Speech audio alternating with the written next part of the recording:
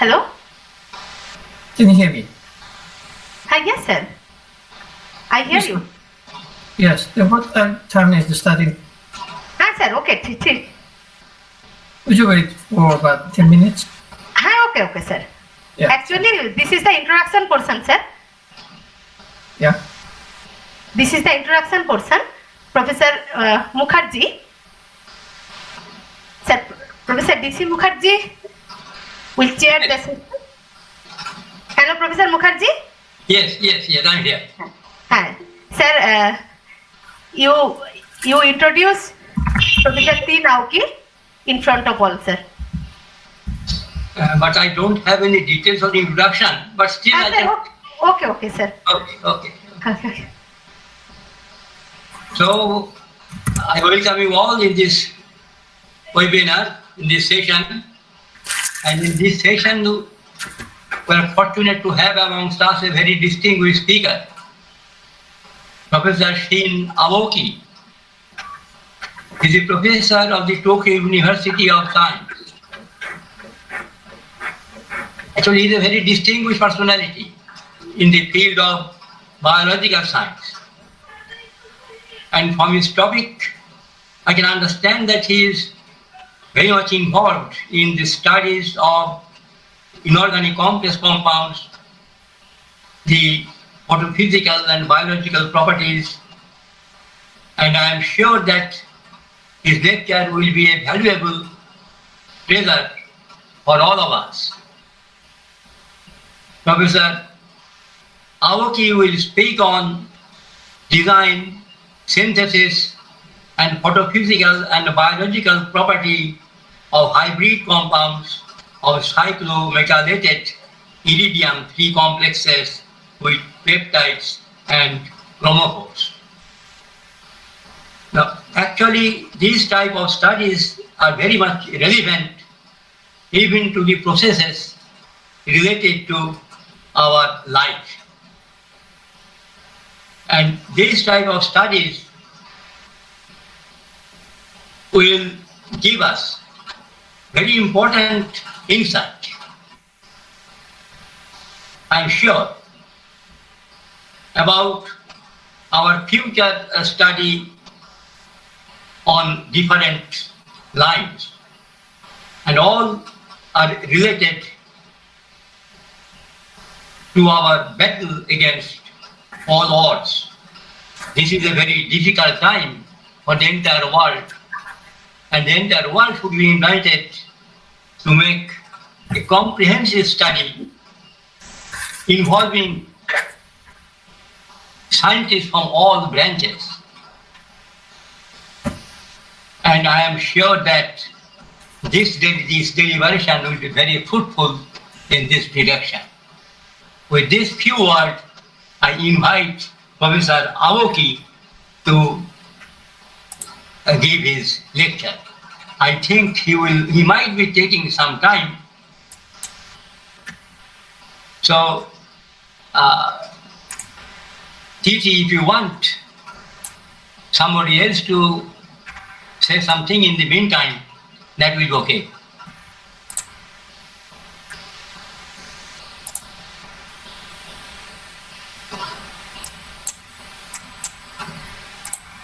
Titi, can you hear me? Hello?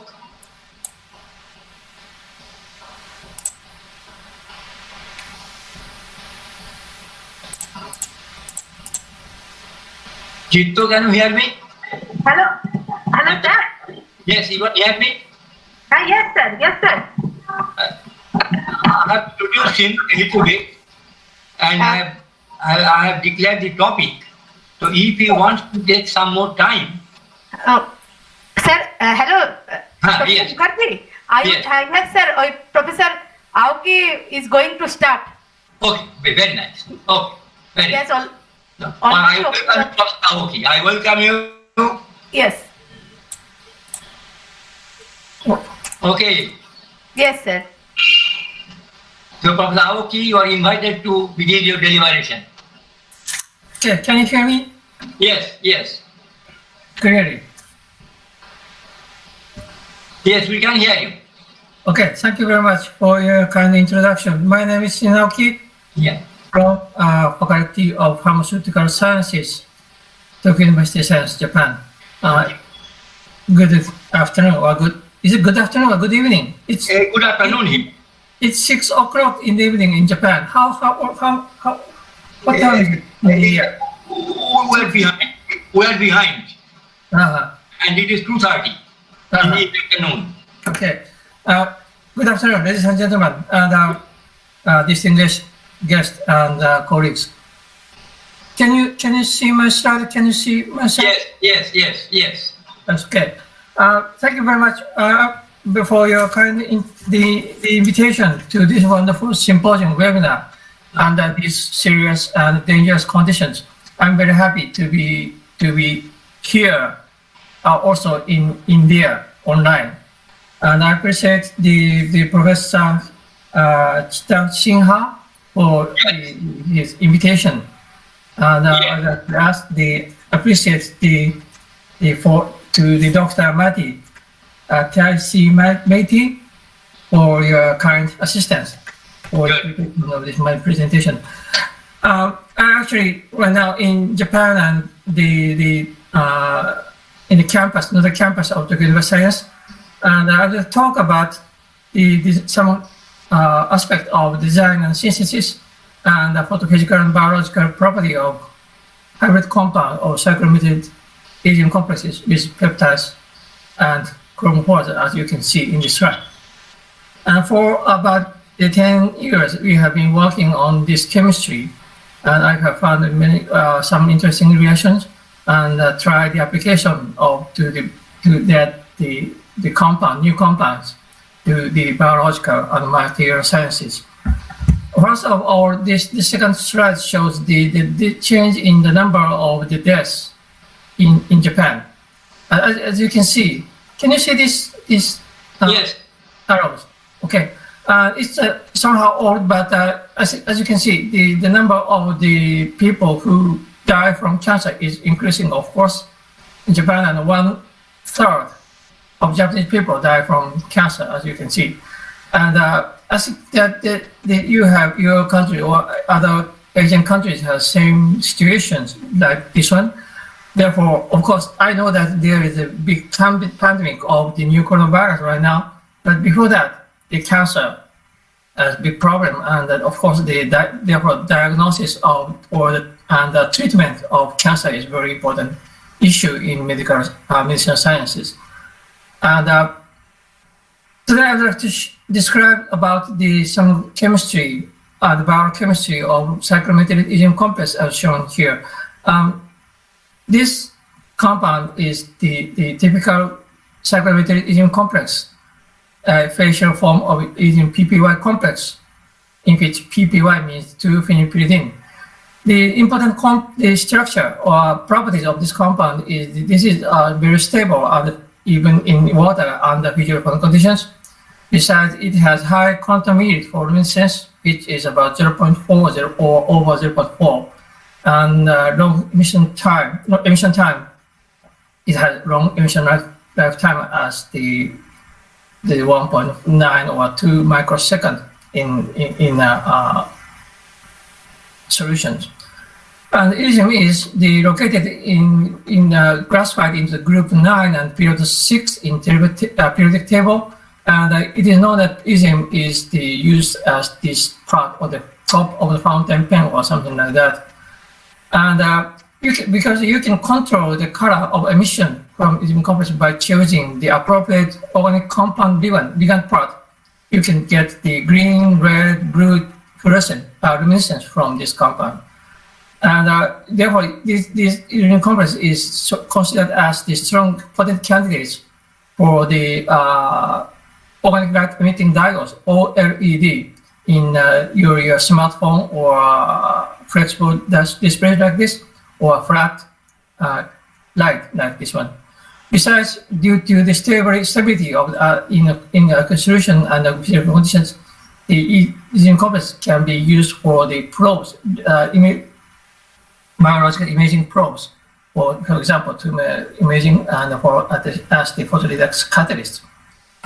To Today, I'd like to show you some example of the enzyme complex which is used for the diagnosis and theranostics of the cancers. Theranostics is the relatively new word, formed by the combination of diagnosis and therapeutics. And as you can see, we use the enzyme complex part for the imaging and treatment of the cancers. As you can see, the enzyme complex works as the luminescent groups for the imaging of cancer part, especially for detection and quantification of tumor sites. And we have succeeded in the introduction of the peptide part or other functional groups on enzyme complex, or as the pharmacore for the recognition of the cancer sites to destroy cancer cells.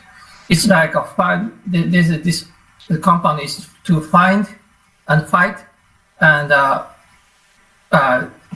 build it, so the attack to the cancer cells by using just one molecule. And about 9 years ago or 10 years ago, we have found the electrophilic substitution reaction of enzyme complex like this one for introduction of the function group right here at 5' position, which is the para position with respect to the C-enzyme bond. And we have succeeded in the introduction of many functionalities like amine, pyridine, guanidine, and aldehyde, alcohol, carboxylic acid, amide, and nitro or sulfide and sulfoxide, sulfone like this one. By introducing these functional groups, we have some papers regarding the change or control of emission colors, pH probes, and sometimes white color emission, white color enzyme complex, and for the induced cell death by irradiation of the cancer cell in the presence of enzyme complex like this one. And today I'd like to show you some example of the probes, the enzyme complex as probes and cell death inducers of the cancer cell like this one. Before that part, as I told you in the previous slide, we have found the radioselective electrophilic substitution reaction right here, right here. And today, we'd like to show you some example of the enzyme complex peptide hybrids, in which the peptide part was introduced on right here. In the second half, I'd like to describe about the extension of emission lifetime on the new mechanism by choosing the appropriate chromophore at the end of this linker. And before I start this reaction, my talk, I'd like to show you some example of the electrophilic substitution reaction at 5' position, halogenation, acetylation, and formylation and nitration. And by choosing the conversion of aldehyde to nitrate, we got the enzyme complex which emits the blue light at about 478 nanometer. And the nitro group was reduced to amine group to get the enzyme complex that has the red emission at 600 nanometer. And the short story suggests that the introduction of electron donating groups induced the red shift of the emission to give the red color emission compound. On the other hand, the introduction of electron withdrawing group right here induced the blue shift of the emission like this one. And choosing the appropriate functionality, you got the pH probe, fluorescent luminescent pH probe like this one, which shows the color change from acidic pH and basic pH. Then I'd like to show you some example of the enzyme complex that induce the programmed cell death. And as you know, programmed cell death is classified into the four main classes: apoptosis and necrosis or necroptosis, and paraptosis and autophagic cell death. And the general anti-cancer agents like cisplatin etoposide is known to induce apoptosis of cancer cells. On the other hand, Taxol induced paraptosis of the cancer cells. And there are only, of course, there are many anti-cancer agents, and we think that it is important to obtain the many or various anti-cancer drugs that introduce the different kind of programmed cell death PCD. And first, we have put our focus on the design of synthesis of artificial this ligand that bind to this receptor on the cancer cells and induce the cell death, programmed cell death. And in nature, this ligand such a trail binds to this receptor expressed on the cancer cells, and this binding complexation induces the activation of caspase 8, and this signal goes to the mitochondrion to give the apoptosome, the complex of apoptosome, including APF1 and cytochrome C or something like that. That this apoptosome activate the procaspase 9 to produce caspase 9, which the activate procaspase 9 3 to activate caspase 3, eventually induce the cell death, in this case apoptosis. And actually, this ligand has this 3 symmetric homotrymic structure, triangle structure. Also, this receptor has C3 symmetric homotrymic structures. Then, cyclomethyl enzyme complex has the C3 symmetric structures. We assumed that the enzyme complex could be mimic or mimetics of this ligand or with this receptor to induce the apoptosis of the cancer cells. This slide shows some chart view and top view of the enzyme complexes which we designed for the first time.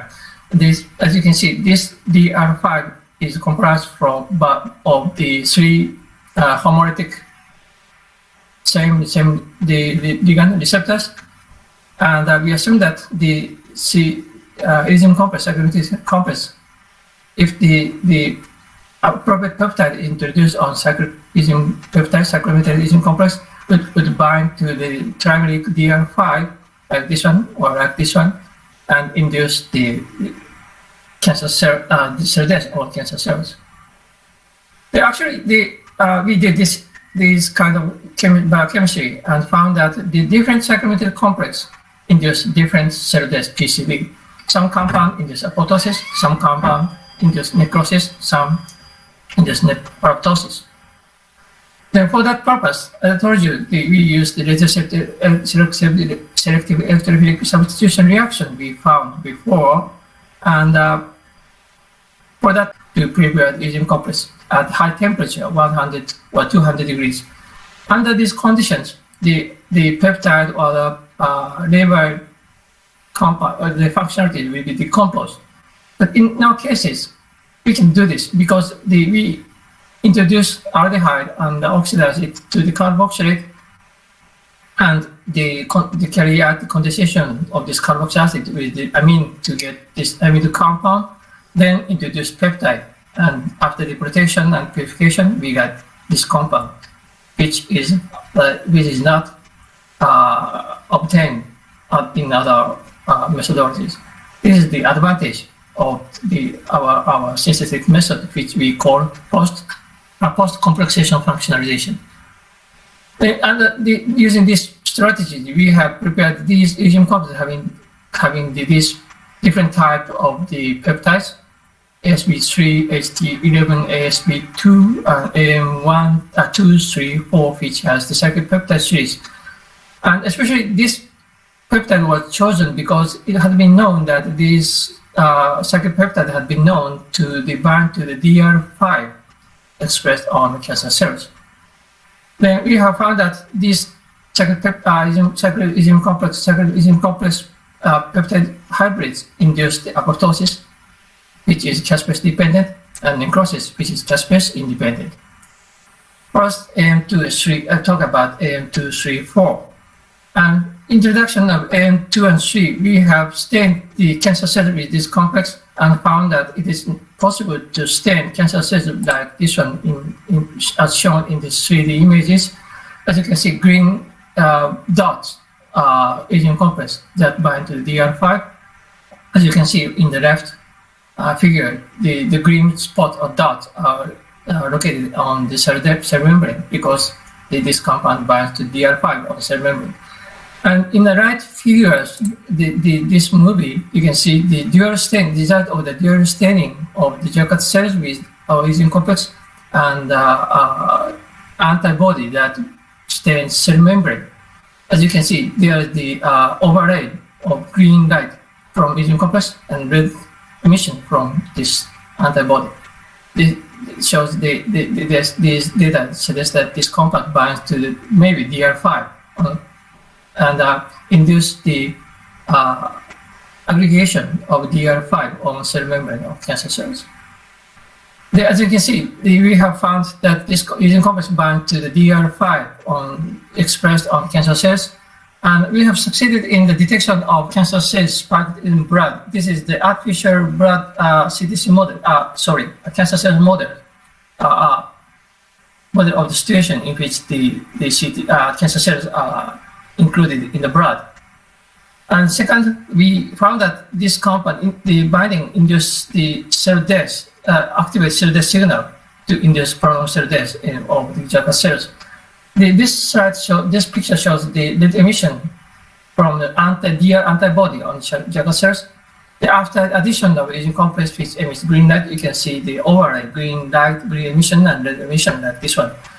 An interesting finding was that after the incubation for 3 or 6 hours, red emission from the DR5 disappears, and green emission from aging complex goes into the cytoplasm, possibly due to the internalization to the cancer cells.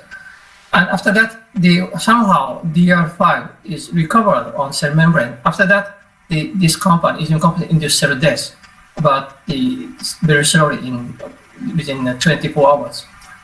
And we don't know why and what's going on here. And we are working on the study of this mechanical study of this phenomenon right now. In summary, the trade natural death ligand binds to DR5 expressed on cancer cells, then it goes to the cytoplasm, which is called internalization to induce cell death. Possibly, in this case, apoptosis is induced by the complexation with the trade and DR5. But our case is somewhat different. We are sure that our compound that has cyclopeptide binds to DR5 due to the result of QCM, quartz crystal microbalance. And it goes to the cytoplasm by the internalization, but induces the slow death. Sometimes it's apoptosis, but some compound induce necroptosis-like cell death. We don't know why why and how the cell death is distinguished in certain signal pathways, which we are working on right now. And if we change the peptide part from this one, cyclopeptide, to this cationic peptide, basic peptide, the cell death, PCD, will be different. In this case, the proptosis associated with autophagy is induced, like this one. In summary, before I talk about this one, this slide shows the summary of this work. Introduction of KKGG, lysine, to the aging complex, and this aging complex binds to the possibly calmodulin in the cytoplasm, and they induce the calcium spike or calcium transfer or from the endoplasmic reticulum to mitochondria to induce the proptosis of the cancer cells. In this case, we have checked the biological activity of ASP23 and HT11 that has this kind of peptide sequences, but this peptide, aging complex peptide hybrid, did not induce cancer cells, cell death of cancer cells. But the interesting finding was that the peptide, this aging complex having GGKK, induced the cancer cells, induced the cell death of cancer cells. As you can see, this compound, patch A, conjugated aging complex, does not induce cell death. It emits green light, it goes to the assembles in the located on the cell membrane of cancer cells, but this compound does not induce cell death. And ASB1, which has GGKK through the C2 linker, does not induce cell death. Also, you can see the green emission in Jagad cells, but it does not undergo cell death. But introduction of C6 linker between EGM part and GGKK, you can see the swelling of the Jagad cells like this one after the incubation for 1 hour, 37 degrees. After incubation at 4 degrees, no emission was observed. Therefore, we consider that this is the intercellular event is undergoes in Jagad cells. As you can see, this time-lapse imaging of the cell death induced by this complex, and you can see the green emission at the increasing time, reaction time.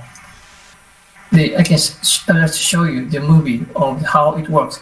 Immediately after the addition of this compound, Jagad cells are normal, fine, alive, but you can see the emission of green light and swelling of Jagad cells.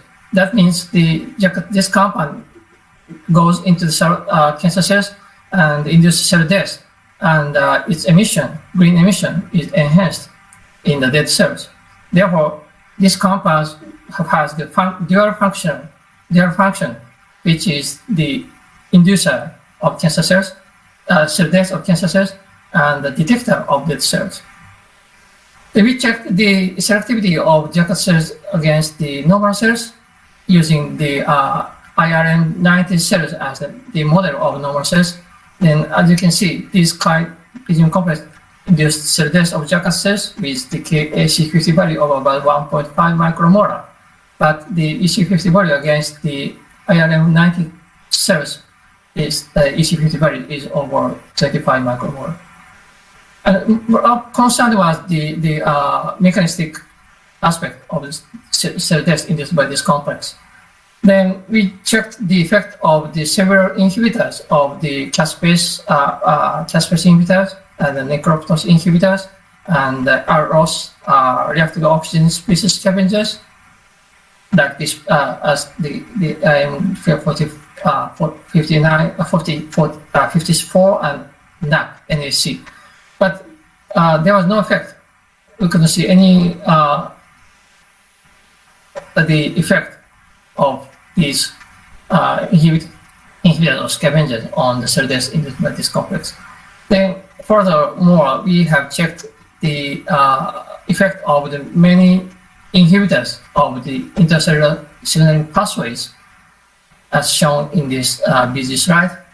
And we checked the effect of this compound and found that, we have checked this effect of this compound, and we have found some compounds, quinidine, CCCP, and quinidine, inhibit the cell death induced by immune complex. And of course, this is complicated, but we assumed that this is there's something about the calcium in Jagad cells.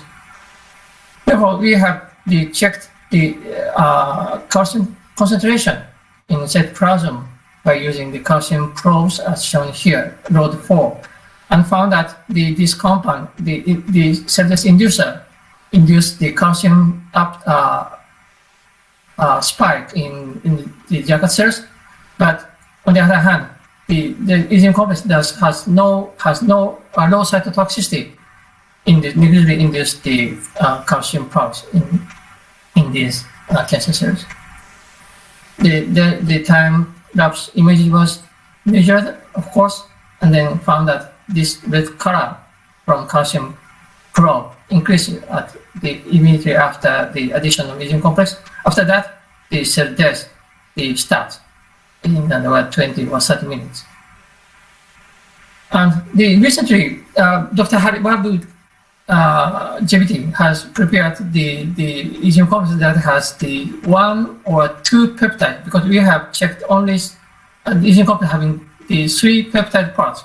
Then he has made these 3 compounds and checked the effect of the number of the peptide part on the site on the anti-cancer activity of immune complexes, and try 3 peptide as lowest EC50 value, which is 1.5 micromolar, and he has found that the positive correlation between the number of the peptide part is the cytotoxicity of immune complexes.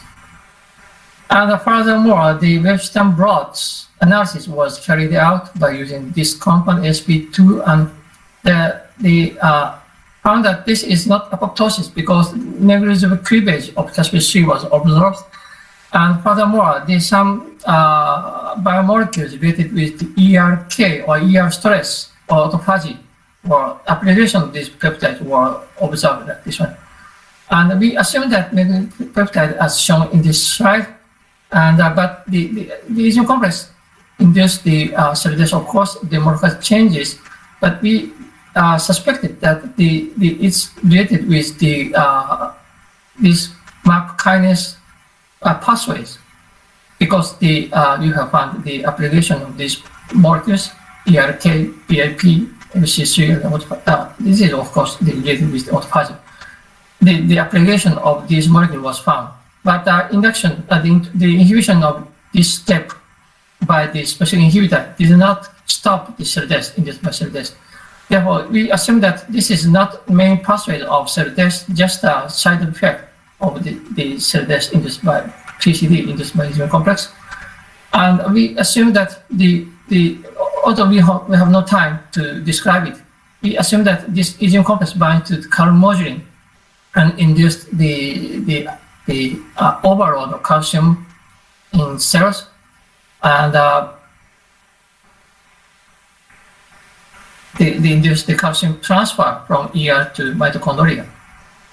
The we checked some papers on the proptosis, and we have found that the natural compound, like the cerestrol, which is shown here, induced the proptosis cell death, like compounds, because the application or result of Western blotting of a compound is almost same as the result of cerestrol, right, as shown in this slide.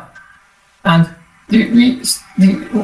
our conclusion is that our complex having the KK or other basic peptide induced proptosis associated with autophagy. And we checked the TM images of the Jacques cells treated with our complex, and cerestrol found that similar phenomena on TEM, in which you can see the cytoplasmic bacterization, that as indicated by the red arrows. And again, these two compounds are completely different. This is metal complex. This is steroid. Cerestrol has steroid skeleton, but these two compounds induce the calcium upload, calcium pulse in Jacques cells, like this one and this one.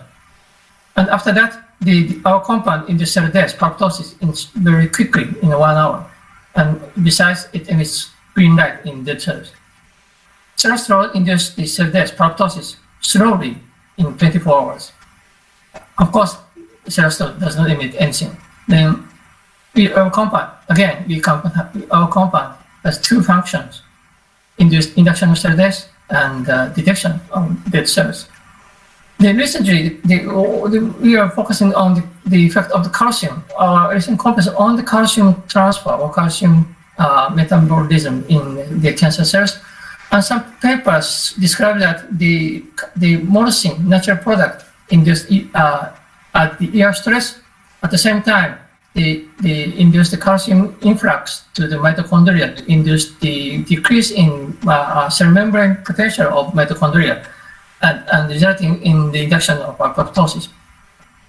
Then we checked the calcium concentration in cytoplasm and mitochondria by using the different calcium probes, load 4 for cytoplasmic calcium and load 2 for mitochondrial calcium, and found that our complex induced the calcium upload spike in mitochondria very quickly in 10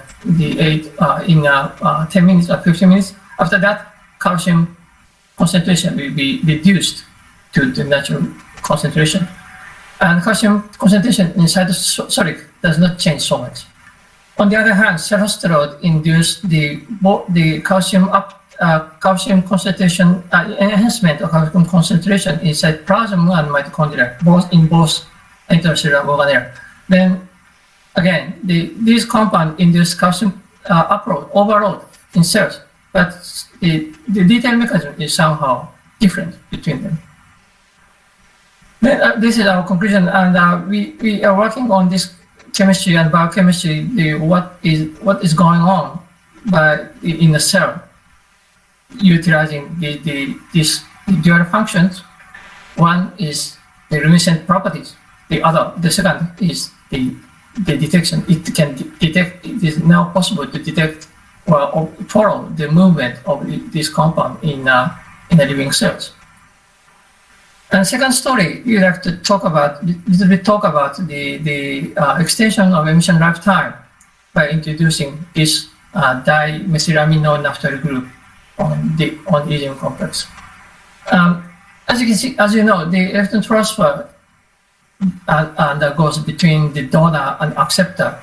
And a typical example is FRET, fluorescent resonance energy transfer from donor to acceptor. But when the energy transfer occurs in a reversible manner from donor to acceptor donor, it induces the extension of the emission lifetime.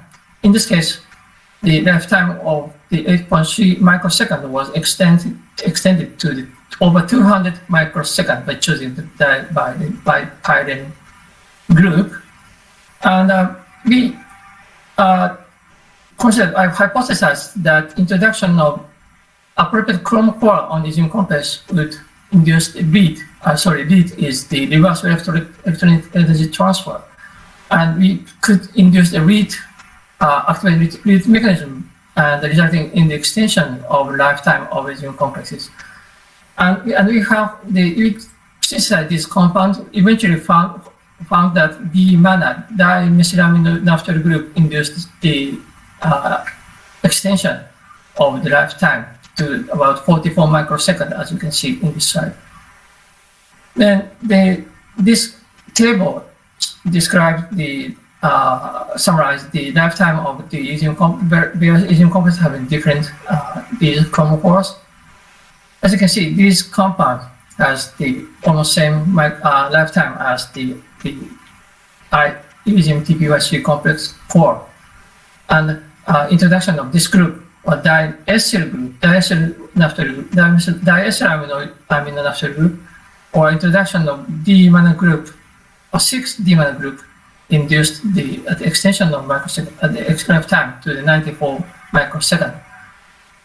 And very interesting in the mechanism of why and how it works, and possibly that our compound has the triple states of the iridium complex part is about 2.46 electron volt, which correspond to the 500 nanometer. And there is the energy transfer between iridium core part and this D-mana group, and the energy level of triple state of the iridium complex and this part is very close. Therefore, the energy transfer undergoes from the triple state of the iridium complex to the triple state of the D-mana group, and then energy goes back to this one, then goes back. This energy transfer occurs in a reversible manner. When this gap is big, there's no return of the energy transfer. Therefore, there's no extension of lifetime. Then we checked the effect of the linker lengths and the number of the D-mana group on the emission lifetime of these compounds, and found that the linear length should be shorter. C2 compound has 6.61 microsecond of emission lifetime of 61 microsecond, and C12 compound as only as the lifetime of this compound is only 36 microseconds. And the number of the mana group has a strong positive relationship with the lifetime, and eventually this compound, which has six D mana groups, has the lifetime of 260 microseconds in the mixture of DMS and water. And we calculated the photophysical parameters with respect to the read mechanism, and found that this equivalent constant is the equivalent constant for the energy transfer between triple state of ion complex and triple state of the D mana group, and found that this value is about over 222, which is maybe this value is strong relationship with the lifetime of these ion complexes. And we have changed the position of ion part, and at the peptide ion complex that has the peptide chromophore part, D mana group, at 5' position, induce the strong mission lifetime extent exhibits the extension of lifetime. But this compound, which has peptide part at 4' position, no, there's no extension of emission, because possibly because the triple state energy is lower than the triple state of the D mana group. Then there's no energy transfer from here to here to here. Read has to start from downhill energy transfer from ion complex to the D mana group first. Then, when the energy gap is small, uphill backward transfer occurs, and then this step occurs in a reversible manner. This is the reason why the lifetime of this complex is extended to 61 microseconds or over 200 microseconds. In summary, we have this is a summary of this compound, our story, and again, the read requires the close small gap between triple state of the complex and triple state of the chromophores, like this one. Other compound does not induce has no extension of the ion complexes. In summary, we have talked about this chemistry, ion complex peptide hybrids, and ion complex chromophore hybrids. And we think that the conversion, the post-complexation fractionalization is a good or a powerful way to obtain the many ion complexes for which can be applied to the biomedical, biological, and physical or material sciences.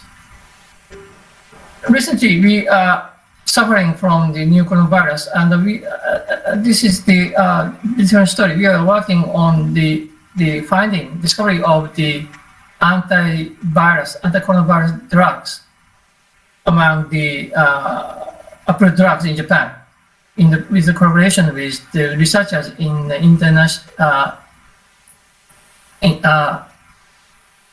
National Institute of the Infectious Diseases, and the Dr.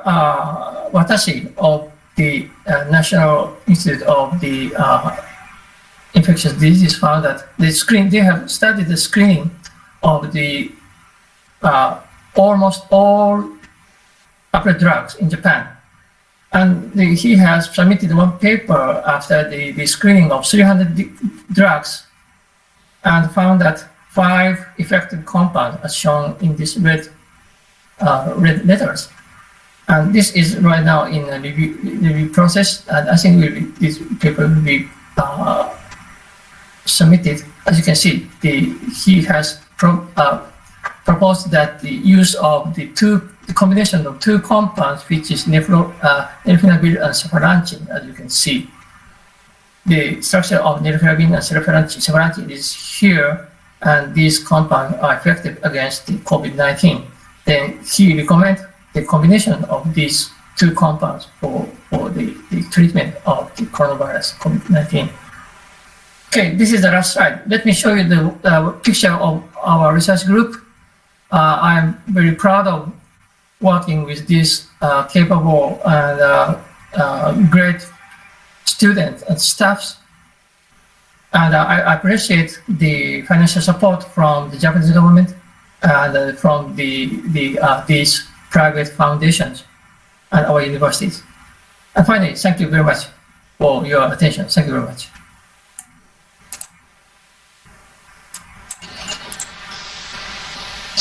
Thank you, Professor Aoki, for a very wonderful and exciting lecture, which is very elaborate study. And really, I am overwhelmed by the campus of your. Oh, this is our campus. Yes. Yes, really. Can you see this? It is very, very much appreciated. And now, if you like, I can invite you lecture for open discussion.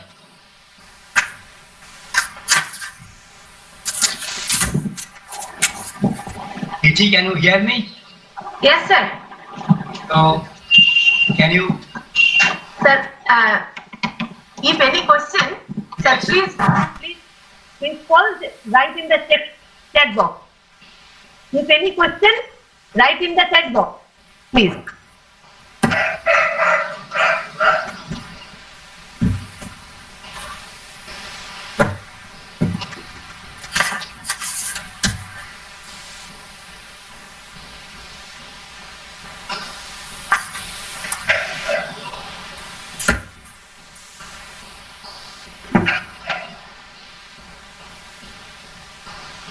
Sir, hello?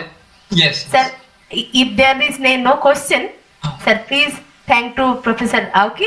And I have one question from my side. How many people are there? How many people are? 65, sir. 65. Okay, so many. Yes. Around. Okay. I have asked a question to Professor Aoki. Yes. So when you showed the DFT calculations of the IR complexes, can you please let me know what is the basis set you used and what kind of calculation it was? Like, is it Hardy-Fock DFT or more of a classical DFT? Yes, it's a DFT, time-dependent DFT, I suppose. And I think I can show you one example of the calculation right here. Where is it? Yes. I think there must be somewhere the rest of the calculation for the calculation of triple state. Oh, there's no.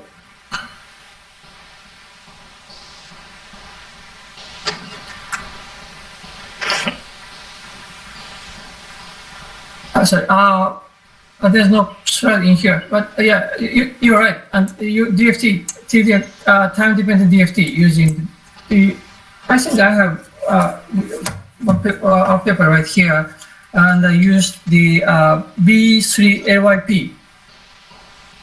Do you know that? Do you understand? B3LYP. I understand. Is B3LYP the right one? Okay. Yeah, 631 level, G level. Yeah, 631 G level, B3LYP. Okay, thanks a lot. And so it's more like a time of flight DFT, like you calculate the time dependent one, like whenever the iteration come based on the final outcome, you take the iteration as the time progresses. That's how we calculate. Right. Okay, thank you very much. Yes. Yes. Actually, the most impressive part is the synthesis. Synthesis of the very particularly iridium complexes, the methodology, and the luminescence microscopy. These techniques are very new, and these are very impressive things in this lecture. Yes. Thank you so much. If sir no more question, then Yes, I think we should all join together to giving a big hand to our very wonderful speaker today. yeah, thank you, sir. Thank you. Thank you very much. Okay. Thank you to both of you, Professor Aoki and Professor Mukherjee. Thank you, sir. Thank you. Thank you very much. Professor Mukherjee. How can you stop the sharing my. Sir, please stop sharing and then close. Stop Okay. sharing, then close. Yes, yes. Is Okay. it, Now we are going to the paper presentation section. In this section, there are more than 7 or 8 speakers and Dr. Aniket Choudhury. Dr. Aniket Choudhury. I do not see Dr. Choudhury, but Dr. Choudhury requests to present his paper today. Where is Dr. Choudhury? Dr. Aniket Choudhury? No. Or Gajendranath Maiti? Yes, ma'am. Yes. So Gajendranath Maiti was the speaker of previous day, but he will present his paper today. In this, Yes, ma'am. I am present already. yes. I'm In present already. Yes, yes, yes. In this session, actually the session will be chaired by Dr. Anirban Basu, Assistant Professor, Department of Chemistry and Chemical Technology, Vidyasagar University. Welcome to Dr. Anirban Basu. Dr. Basu, please unmute your microphone and please say something. Dr. Anirban Basu. Hello, Dr. Basu. Hello. 1 minute. Can you hear me? Yes, yes, yes, Okay. yes, So we can start the session now, I believe, Dr. Maiti. yes, yes, yes, sir. You can start, and the series will be according to I have sent to you already. Yeah. Yes. So I The believe the first speaker for this session is Dr. Shumit Giri from Delta College. May Yes. we all welcome Dr. Giri to present his talk. Shumitda, are you ready? Hello, Shumitda.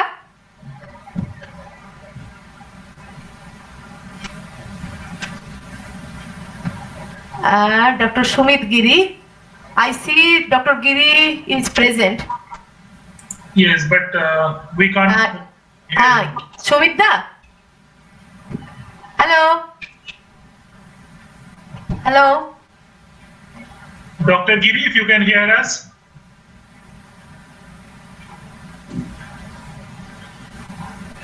Where is Dr. Giri?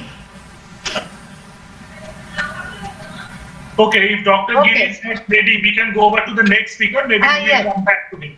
Yes. So the next speaker on my list is Dr. Supriti Paul. She is from Bethune College. Hello, Shumitda, madam. You are present? Oh, Yes. okay. Dr. Giri has just joined us. madam. ওকে ওকে সুমিতদা আমি বলছি হ্যাঁ, যে বলুন madam. আগে পাওয়ার পয়েন্টটা খুলে দিন আপনার ল্যাপটপে হ্যাঁ ওপেন করে একটু দিয়ে সময় দিন, আমি মনে হয় 2 মিনিট দিন, আমি খুলছি। ঠিক আছে তাহলে আপনি খুলে রাখুন আমরা নেক্সট স্পিকার থেকে এসে আপনাকে করব ঠিক আছে অবশ্যই Okay. ঠিক আছে। হ্যাঁ Okay, so Dr. Supriti Paul from Bethune College is our next speaker. May we invite Dr. Paul to present her work. Supriti Pal Are you present? I did not see Supriti Pal. No. Dr. Paul, she is not present here. No, at no. the moment. Yes. So we can go over to Dr. Shubhashish Vishwas. I see his name on the list. Yes. So Dr. Yes. Vishwas from Balurghat College, Yes. you are cordially invited to present your work. Thank you. Just give me a second. Okay.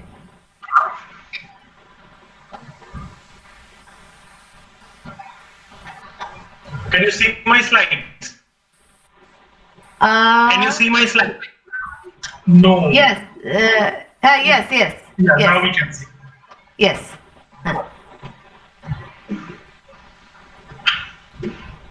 Okay, I'll start my presentation. Myself, Dr. Subhashish Vishwas.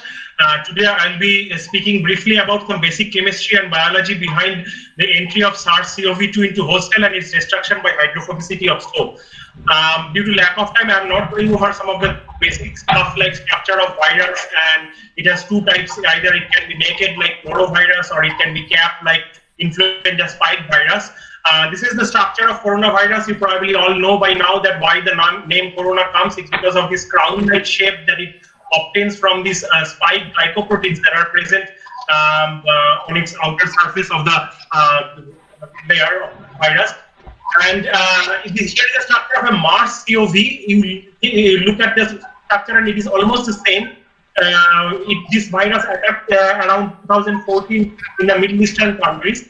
And here I have given a brief overview of how the virus infection occurs. There are steps like attachment of the virus, first it is attached itself towards the outer core, it penetrates inside the cell, then it uncoats the genetic material and replication occurs mRNA and then assembly of the protein, and then finally it gets itself released inside the extracellular fluid. And if you look at these two steps that I have shown here, virus infection of MERS-CoV and virus infection of current COVID-19, it's almost the same steps that I have just talked about. So where is the difference? Like why CoV-2 is causing so much havoc around the world?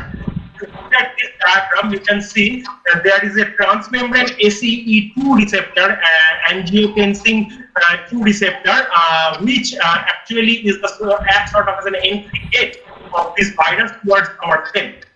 It opens the door, the virus attaches itself in the receptor binding domain and gets inside the cell. So there must have been something different here, like in the receptor binding domain of this virus. Here, this is a comparison of SARS-CoV and SARS-CoV-2. SARS-CoV is here in the right-hand corner, left-hand corner D, and SARS-CoV-2 or novel coronavirus is in the middle E. How it is different? The small differences are in the series of amino acid residue that is present on the glycoprotein, the glycoprotein spike. The main difference being this phenylalanine F486. There has been the current that what is predicting that there is a difference in the structural scenario which makes this 2019 NCOV much more infectious compared to the other one. But remind you that other one, if you see here, the total infected number was much lower in SARS-CoV, but the death percentage is much higher, was much higher in the original coronavirus SARS-CoV attack to 2002, and it was like by 2003. Here, the number of infection is much more. Already more than 1 crore people have been infected, but the number of deaths is much less because it infects much more vigorously. But the lucky for us to find out low. But we have to save ourselves from this virus with the help of chemistry. So how do we do it? I'll just go over briefly about the different things that has been given. So now about the soap and hand washing and all that. The structure of the soap you probably all know, all the audience that is present here. I'm not going to repeat those things. Triglyceride, sodium hydroxide, you make a soap, and then you rub your hand with the soap molecule and your dirt gets clean. So the main thing that has to be focused on here, I'm just showing some of the examples of the various molecules, this long hydrophobic chain, hydrophobic tail, and the small hydrophilic tail. You are aware of the fact, but again I am saying it again, that when you the soap molecules are put together, like when you have water and then you are washing your hand, this is the micelle formation that has been taking place here. There is a hydrophobic tail, as you can see here. Hydrophobic tail, yes, the water hating, and hydrophilic head, that is water loving.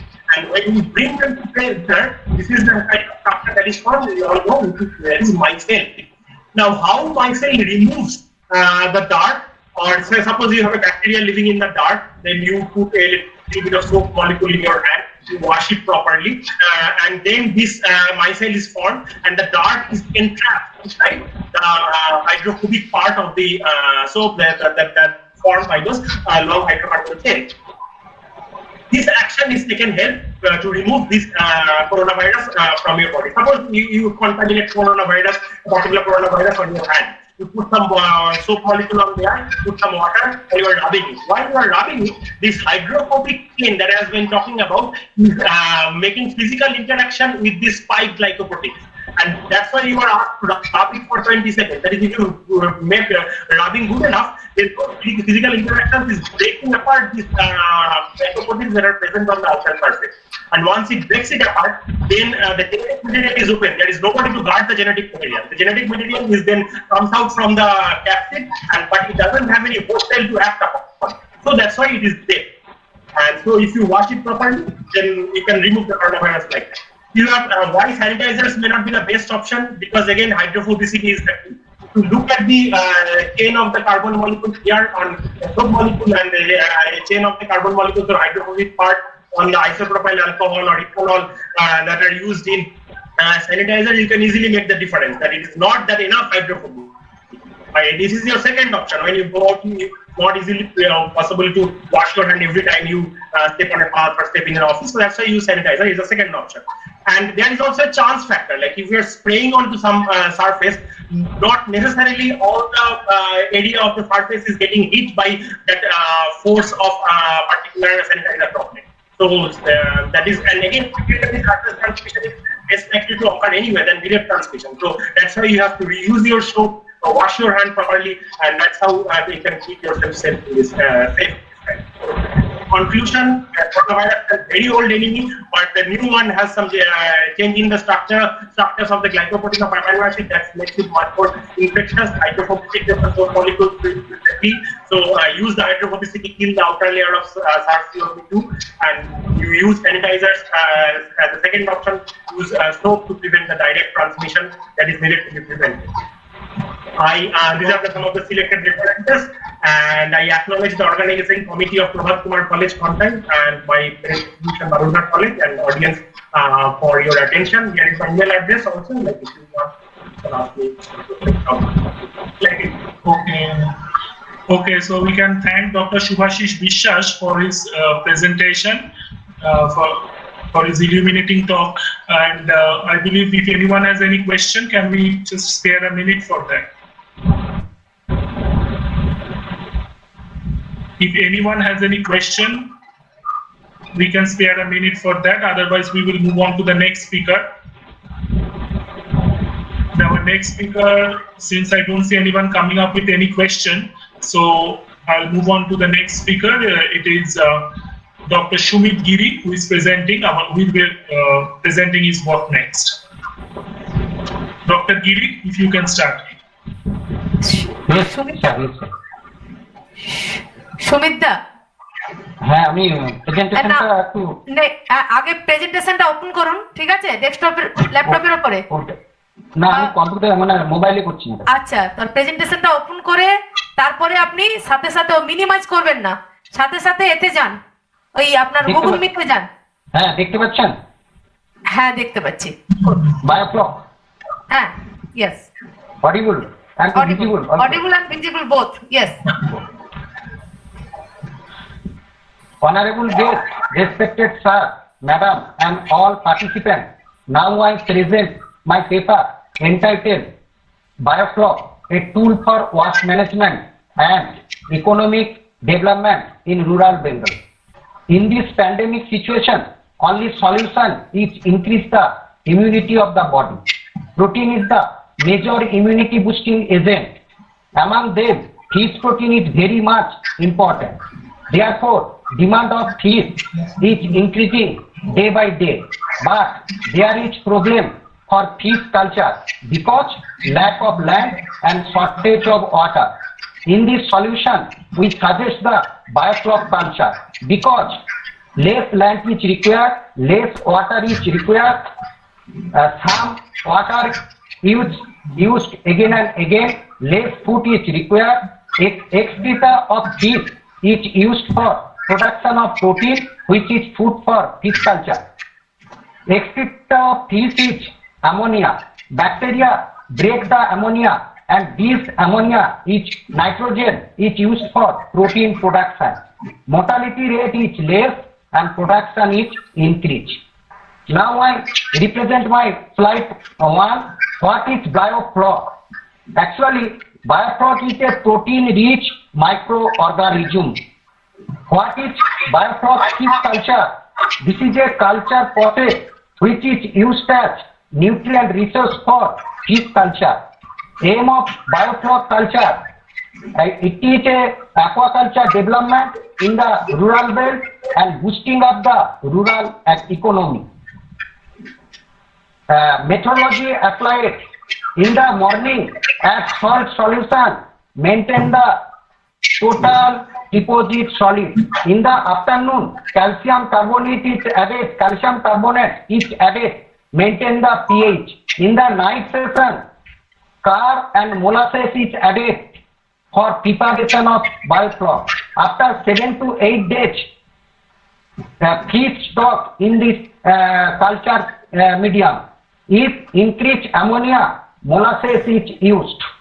Next slide shows that waste from the fish is converted into ammonia. This ammonia is converted into nitrates by the bacteria Nitrosomonas nitrosococcus. Then nitrites are converted into nitrates by the bacteria Nitrobacter and Nitrosoptera. Then nitrates is converted into nitrogen by the bacteria Pseudomonas. This nitrogen is a agent of protein production. This next slide is floc preparation. This floc is mainly production of bacteria which is produced by the mixture of molasses and carb. Need of biofloc. Biofloc is a nutrient-rich food, healthy fish production, conservation of water, and reduces the land use. Indication, color change the biofloc indication of fish growth. When the color of the water is green, then the algae is present in the water. But when the color of the water is brown, then the bacteria is maximized in present. Suitable culture species. In this culture system, all species are not cultured. Mainly tilapia, koi, chingi, magur is cultured here. Next slide shows that the 10 easy steps of biofloc production of the koi or Thailand koi. It is also explained before. Next slide shows that the production of fish or Thailand koi in culture medium. Next slide shows that the production of fish comparison between biofloc and pond. In this figure, we show that the profit of biofloc 60,000 in 4 months. But in pond, same fish is cultured, the 30,000 amount rupees are gained.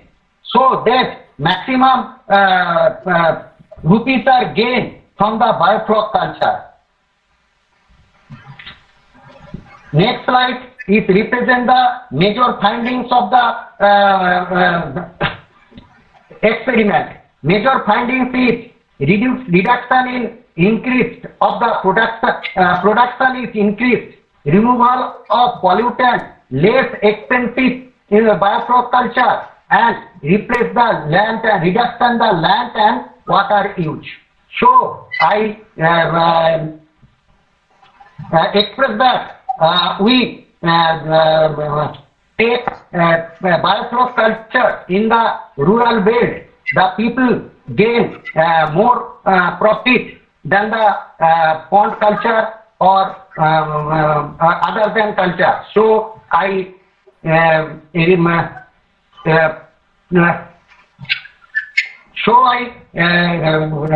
told that people must be take biofloc culture for the increase their production. Thank you, madam. Okay, so we can thank our speaker, Dr. Shumit Giri from Day-2 College. If anyone has any question, we can spare a minute for that. If anyone wants to ask any question to our speaker. Okay. Okay, so if no one has any question, we can move on to the next speaker in the list. Shubhankar, Dr. Shubhankar Shamanto from Bidhannagar College is our next speaker. Shubhankar. Shumitda, please close your otherwise total present. Yes. Okay. Dr. Shubhankar Shamanto from Bidhannagar College is our next speaker. Shubhankar, you're welcome. Yes.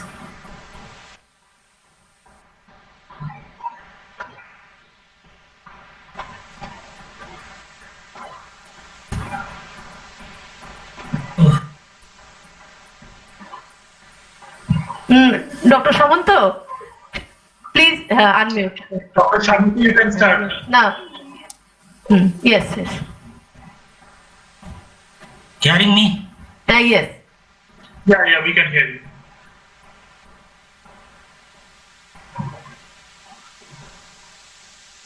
Yes, first present open.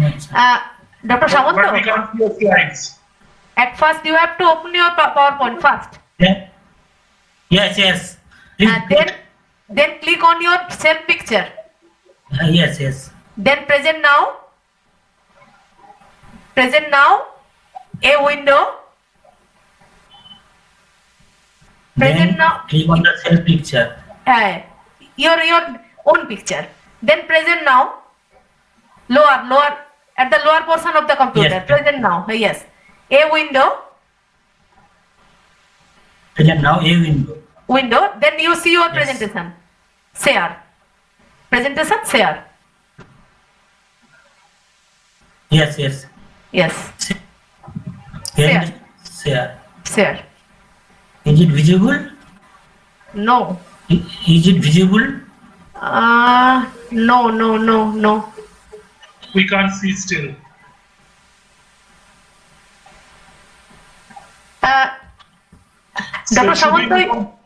Dr. So should Shamanto, we you. get it ready. Yes. We will come back to you. Tichidi, Yes. we can go on to the next speaker. We'll come back to Shubhankar. Yeah. Dr. Shamanto, you don't minimize your. Yes. Don't minimize your PowerPoint. It will be I opening. don't minimize it. Yes. No. Then present now a window. Then your presentation share.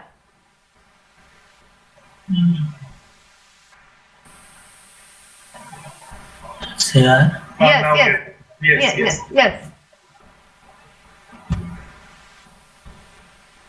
Oh, no. Is it present? Is it visible? Visible. Is it visible? না visible হয়েছিল তারপর চলে গেল কেন চলে গেল Visible my presentation? হ্যাঁ ও আচ্ছা দেখছি madam. first time it appeared but now disappeared. A window. Your presentation, do you Yeah. see? Yes. Yes, it is visible. No, not visible. তিথিদি এটা দেখা যাচ্ছে? না দেখা যাচ্ছে না তিথিদি আমরা এগোতে পারি না? We will come back to Dr. Shamanto. হ্যাঁ ঠিক আছে শুধু আমি বলে দিই শুভঙ্কর বাবু হ্যালো হ্যাঁ আমার কথাটা হ্যাঁ, শুনতে বলুন। পাচ্ছেন এবার এই তো আসছে হ্যাঁ হ্যালো হ্যাঁ ইয়েস এসছে ভিজিবল হয়েছে হ্যাঁ পাচ্ছি হ্যাঁ আসছে আসছে একটা ব্ল্যাক স্লাইড কিছুই তো আসে না। ব্ল্যাক এসছে হ্যাঁ এবার আসবে হয়েছে হ্যাঁ বলুন এসছে না এখন আসেনি। এটা কিন্তু ব্ল্যাঙ্ক কিন্তু কিছু নেই লেখাটা ব্ল্যাঙ্ক স্লাইড হ্যাঁ এইবার এসছে আচ্ছা দাঁড়ান না হ্যাঁ ওকে এবার ওকে এসছে এসছে yes continue yes continue continue Good afternoon, everybody.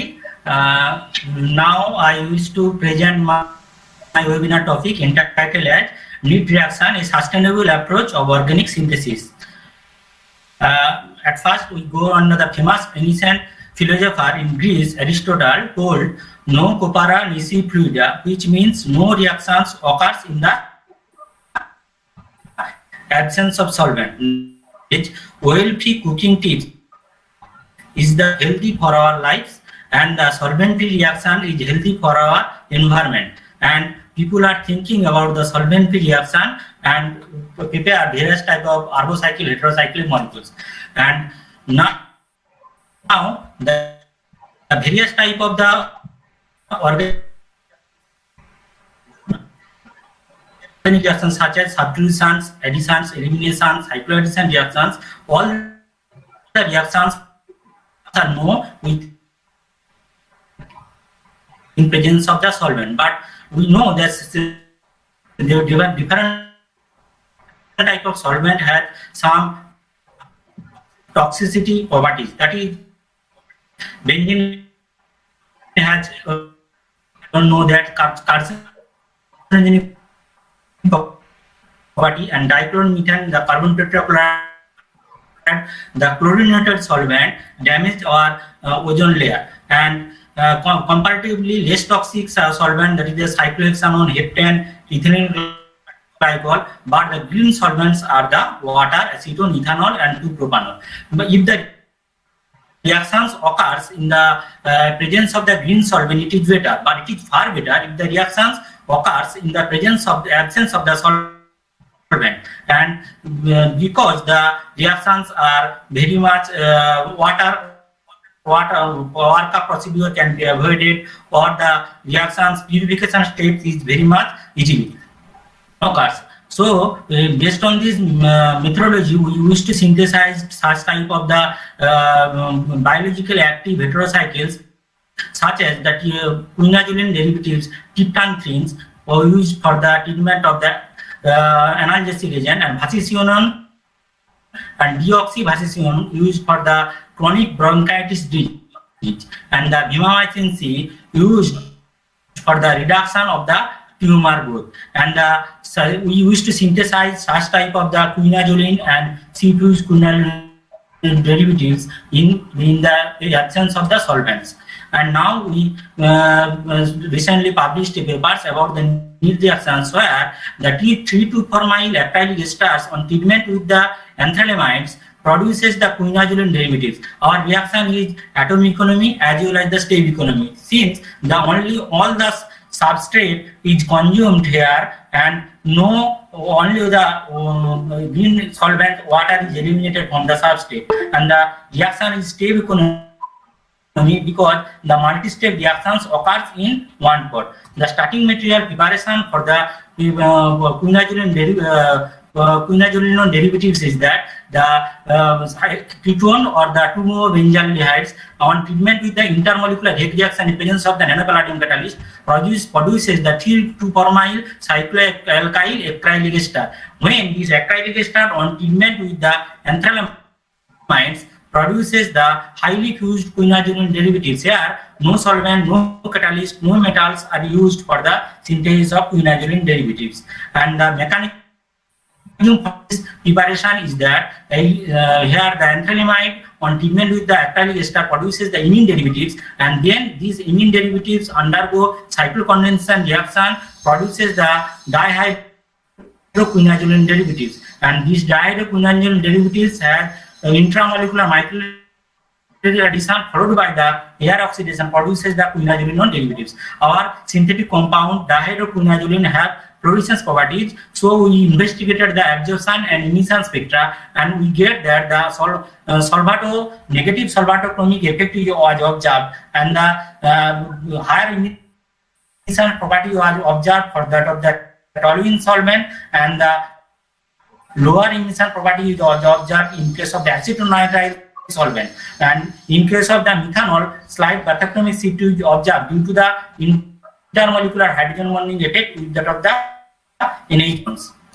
And our next in the if we add the water molecule in the titration, fluorescent titration, then it can at least bathychromic shift will occur with decreasing the fluorescent intensity, and the addition of the NOH molecules in the labile proton is eliminated, and the higher conjugation leads to the bathychromic shift with decreasing the fluorescent intensity. And we have also synthesize the C-fused pure derivative with different type of the amine partner such as anilines, hydrazines, and aminobenzyl amines, and produces C-fused pure derivative. Here no solvents are used in these conversions, and during these investigations the C-fused pure derivatives is fluorescence, and this fluorescence property can investigated, and we first get the absorption spectra, and then it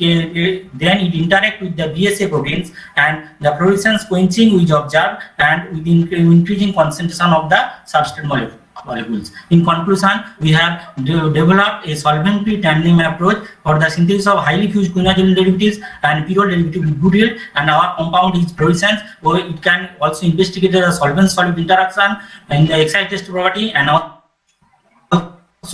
found a protein pattern with BSA. And now we have also, thanks to my principals and my research scholar, and lastly thanks to Prabhat Kumar College, Contai. Thank you. Okay, thank you, Dr. Shaman. Hello, hearing me? Yeah. Hello. Hello, we can hear you. Hello. Hello. Hello. Yes. Okay. Hello. We can thank Dr. Shaman for his presentation. And if anyone has any question, we can take a couple of questions. If anyone has any question. Hello. Who speak? Hello. Hello. Who are you? Hello. Do you want to ask something? You want to ask something? Hello. Do you have any question? Hello. Who are you? Please tell your name. Yeah. Hello. Yes, madam. Yes. Oh, Prasantada. Hello. Hello. I am Shankar. Hello. No, actually, স্যারের net problem আছে যার জন্য slow আসছে isn't it visible? Is it all? Okay, we can. Hello. Problem. Okay, there we can move on to the next speaker. We are running out of time. Our next.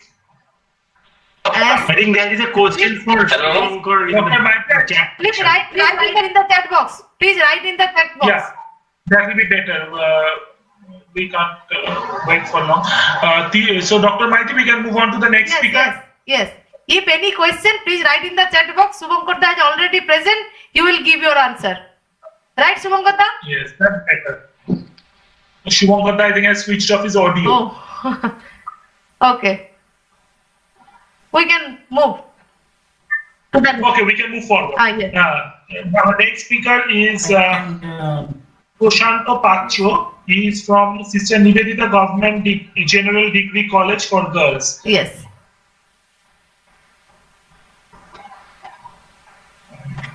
Dr. Patro, at first you please unmute your microphone.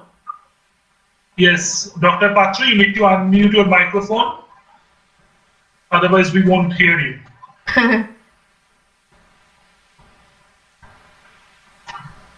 The microphone, you just need to click on that. It will be unmuted.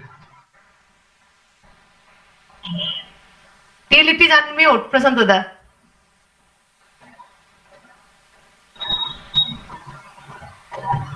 Dr. Patro, first unmute your phone. Unmute. Okay, sorry, Tikita, I think I made a mistake. Dr. Patro is from Jhargram Raj College, isn't it? Jhargram Raj College, yes. Yes, I made a mistake. I just Yes. Jhargram Raj. So that was my mistake. I acknowledge it. Dr. Patro, I'm extremely sorry for that. Okay. Dr. Prashanto Patro from Jhargram Raj College. We welcome our speaker. At first, Dr. Patro, open your PowerPoint first on your laptop. Okay? Yes. Clear. Yes, now it's okay. Yes. So you can start your presentation, Dr. Patro.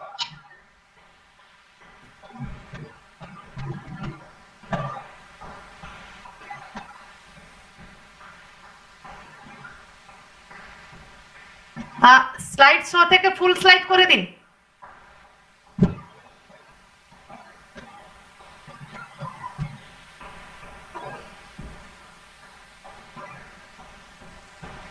Dr. Patro, please say hello We don't hear your voice.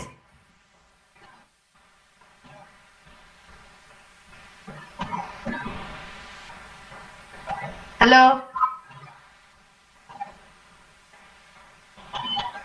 Hello, Dr. Patro? Dr. Patro, you are not audible. And please say hello. Yes, yes. This is clear.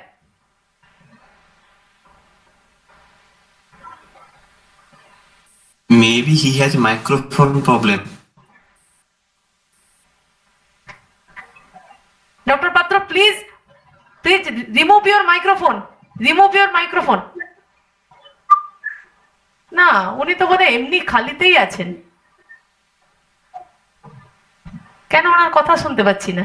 এই রে, উনি যেটা use করছেন সেটাতে problem হতে পারে ল্যাপটপের, otherwise headphone use করতে হতে পারে, হেডফোনটাই প্রবলেম। Hello. হ্যাঁ, yes. Headphone ব্যবহার, yes. Actually, coumarin, among a host of natural product studies, the central structures of the coumarin and their derivatives are seen to be the pivotal constituents of a plethora of natural products that demonstrate remarkably vital biological activities. Naturally occurring coumarin and their synthetic derivatives having biological and pharmaceutical properties, anticoagulant, antimicrobial, anti-tumor and anti-cancer, anti-HIV, anti-inflammatory activities. Now xanthiagonamine, goniathanin and polyethylene methods are natural pyridocoumarins isolated from nature having wood healing property and herbal medicines and antibiotics also. Now our first target was to synthesize the 2-fumaranyl benzothiazoles from coumarin fieldiide, but the desired product was not obtained, whereas another 10 reactions were obtained and the unexpected product pyridocoumarin derivative was isolated. Then our task was to find out an optimal condition to prepare the pyridocoumarin in best possible yield using different methodology. First, I optimize the reactions. Actually,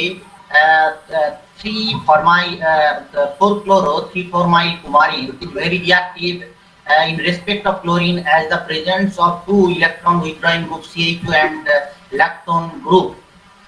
So we use different solvent and catalyst to prepare the pyridocoumarin derivatives, but water, methanol,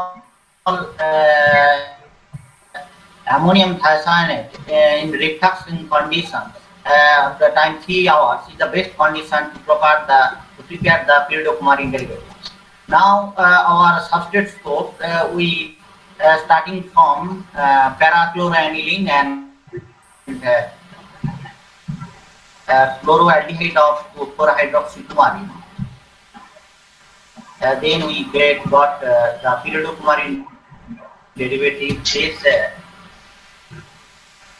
Then we extend our work and we take different amines, just 4-aminocoumarin and 6-aminocoumarin, and get different. Now this is synthesized. Very interesting to note that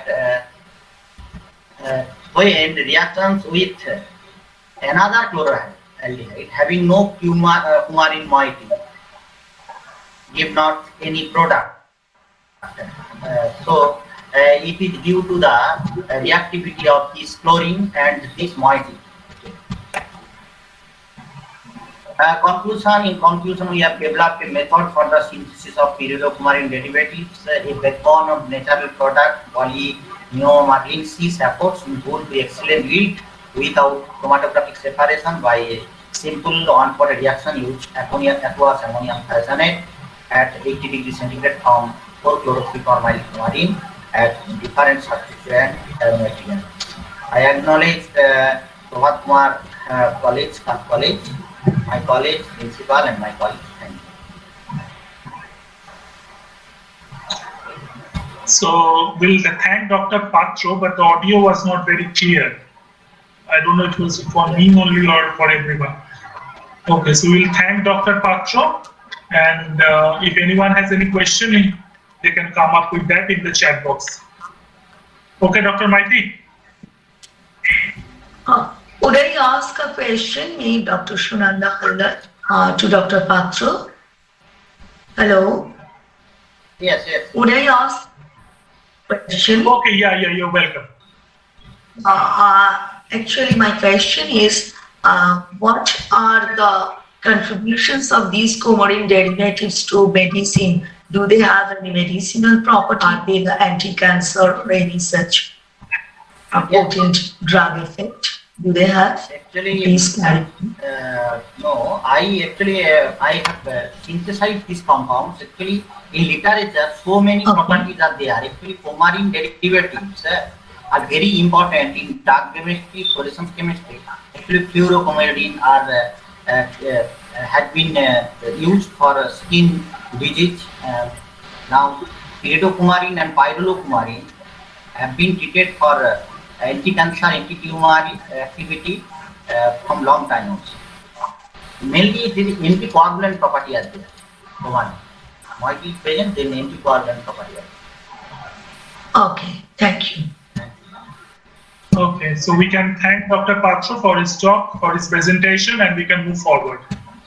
The next speaker on my list is Dr. Priya Sheth. She is from Sister Nivedita Government General Degree College for Girls. Welcome, Dr. Yes, Sheth. sir, I am present. Okay, so you can start your presentation.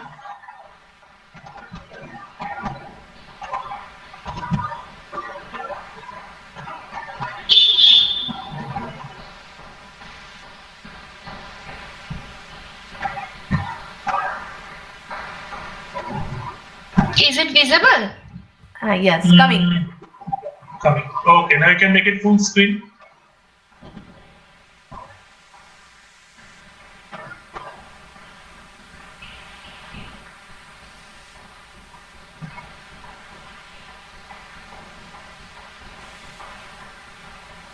My presentation is visible now? Yes. Okay. Good afternoon, everyone. Today my topic for this webinar is self-assembled vesicular structure and catalytic activity of a mixed valence Mn6 cluster. Now, focus of this topic lies on hexanuclear manganese cluster and self-assembled vesicle. Self-assembly is an ordered arrangement of amphiphiles comprising of polar hydrophilic head and a hydrophobic tail. So these are the building blocks for various structures like micelle, reverse micelle, gel and vesicle. What is vesicle? It is a manifestation of self-assembly comprising of amphiphilic bilayer which can entrap solvent molecule. Why these are so much important? Because of their potential application in catalysis and biological fields. Now coming to the hexanuclear mixed valence manganese cluster, they are of focus of attention because of their interesting magnetic properties arising from high spin ground state. Various manganese clusters are there where the 6 manganese centers are bridged through carboxylate ligand and terminally coordinated by some other ligands. Here we present manganese 6 cluster bridging through 10 mu2 and mu3 bridging benzoate, which is terminally coordinated with 4 hexamethylene tetramine ligand. This is the edge-sharing tetrahedral model, where you can see that the 2 manganese 3 centers in the center of the structure is connected through 2 oxygen, mu4 oxygen atoms. I am not going to the crystal structure in details due to lack of time. Now this molecule is further stabilized by CH-pi and pi-pi interaction between the phenyl rings of benzoate moiety exhibiting one-dimensional chain. Coming to the visual insight into the manganese 6 cluster in solution state, various microscopic techniques have been followed. First, we have performed the scanning electron microscope. These are the image. In low resolution, you can see that there is some vesicular structure, and at high resolution, it is clear that there are bilayer structure where the outer part, that is peripheral part, is more dense than the central part, and the average diameter of this is around 100 to 150 nanometer. These are the tame images of the vesicular structure. We have also performed AFM study, which confirms the self-assembled vesicular structure. Now, another important property of vesicle is to encapsulate dye molecules. Here, the vesicles in acetonitrile solvent can encapsulate methyl red dye, and we have taken the absorption spectra first, and then this was confirmed by confocal imaging. Previously, dye encapsulation studies have been mostly carried out in aqueous medium, but this manganese 6 complex can act as a dye carrier in organic solvent also. Manganese complexes have been found to be efficient catalyst for catechol oxidation, but this type of mixed valence manganese 6 clusters have not previously examined for catalytic activity. So we have performed the catalytic study by maintaining the substrate concentration, that is 35 DTBC, 100 times compared to the catalyst, and observe the gradual increase in quinone band at 400 nanometer. The kinetics of the reaction follows first order at lower concentration, and at higher concentration it follows saturation kinetics. The complex is found to be a very efficient catalyst and very high turnover number. Coming to the conclusion, this study reveals some unique features of manganese cluster exhibiting vesicular morphology capable of dye encapsulation, and it is efficient catalyst for catecholase activity in solution state. I want to acknowledge my PhD supervisor and Department of Chemistry of Sister Nivedita Government General Degree College for Girls, and also want to thank the organizers for giving me the platform to share this work with you. Thank you. Okay, so we will take this opportunity to thank Dr. Sheikh for her talk. If anyone has any question, Yes, I have a question. Okay, so you can go ahead. First of all, very nice presentation, Dr. Sheikh. I actually have a couple of questions. One question is, what are the other studies that you think of, Yes. like SQUID or ESR, about spin states of these mixed valent manganese compounds? What are the other studies that you think you can do? Like, how about magnetic Yes, properties we have or any performed spin EPR state? study. Yeah, what can you share me the G values? Yes, we have performed EPR, and Yes, it go has ahead. been high. Can you hear me? Yes. Hello? Yes, yes. Yes, we can hear you. We have performed EPR of this complex in acetonitrile solvent, and it shows that it is in ground state. Manganese 2, that is, hello? Yes, you can go ahead. We can Hello? hear Go you. ahead, go ahead. We are hearing you. Okay, we have performed EPR study, and we have not performed the magnetic study for this complex, but this type of complex was examined for magnetic study, and it exhibits antiferromagnetic interaction between the manganese centers. It exhibits antiferromagnetic interaction. This type of complex Yes, I know that. is... Yes. I know that. So, sorry to say, I actually was part of Dr. Pecararo's group, so I myself studied this a long time back, about 16, 17 years ago, manganese C, manganese 2, manganese C complex. That's why I wanted to know if any EPR studies has been done on this, because it's a very interesting thing that you have presented, because there are earlier smaller clusters of manganese, mixed manganese complexes were presented, but this is probably the first time the mixed manganese complex with 6 manganese molecules cluster, that is probably first time presented. So again, I would like to congratulate you and thank you for your work. Thanks. Okay, thank you. I want to give an information. This complex, this type of complex, not this particular one, but this type of complex have been studied for magnetic property in our research work group, and it exhibited antiferromagnetic interaction. I can share the paper with you if you want to know. Yes, Dr. said, please look the chat box. Most probably two questions are there. From Sayan Roy, Dr. Moumita Gangopadhyay.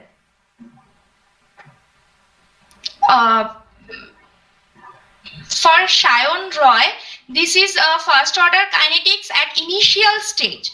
I have presented the graph of this kinetics reaction at initial state, that is lower concentration of substrate concentration, lower substrate concentration, it is first order, and at higher concentration of substrate, it is saturation kinetics. It follows saturation kinetics. Okay. Is there any more question for Dr. Sheth? No. If not, we There's can another question from Moumita Gangopadhyay. Manganese clusters are soluble in organic solvent. Yes, this manganese cluster is soluble in acetonitrile solvent. I have checked it for various other solvents also, but it is only soluble in acetonitrile. It is not soluble in aqueous medium. Okay, so I believe Dr. Sheth has answered all our queries. We can thank her for a nice presentation. And our next speaker. Dr. Basu, please Yes. call Gajendra Maiti. He will wait for us. Okay, so our next speaker is Dr. Gajendra Maiti. Yes, I present.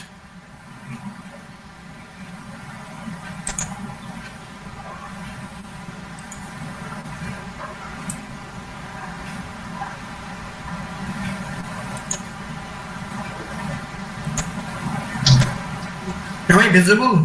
Yes, Yes, yes. yes. Yes. Can I start? Yes, I am very sorry you can make it full screen. not to present my paper yesterday. I am very grateful to the organizer of today international seminar PK College.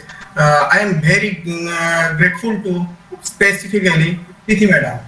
Now, to deliver this lecture today, I want to say my topics. That is the title of my topics: silver nanoparticles from the leaves, green extract of aloe vera, that is Aloe barbadensis Miller, biosynthesis characterizations and biological activity. Now, these nanoparticles are used in various fields such as packaging, electronics, nanofabrics, bioengineering, automobiles, and it acts as also catalyst. It acts as also medicine, biosensor, such as.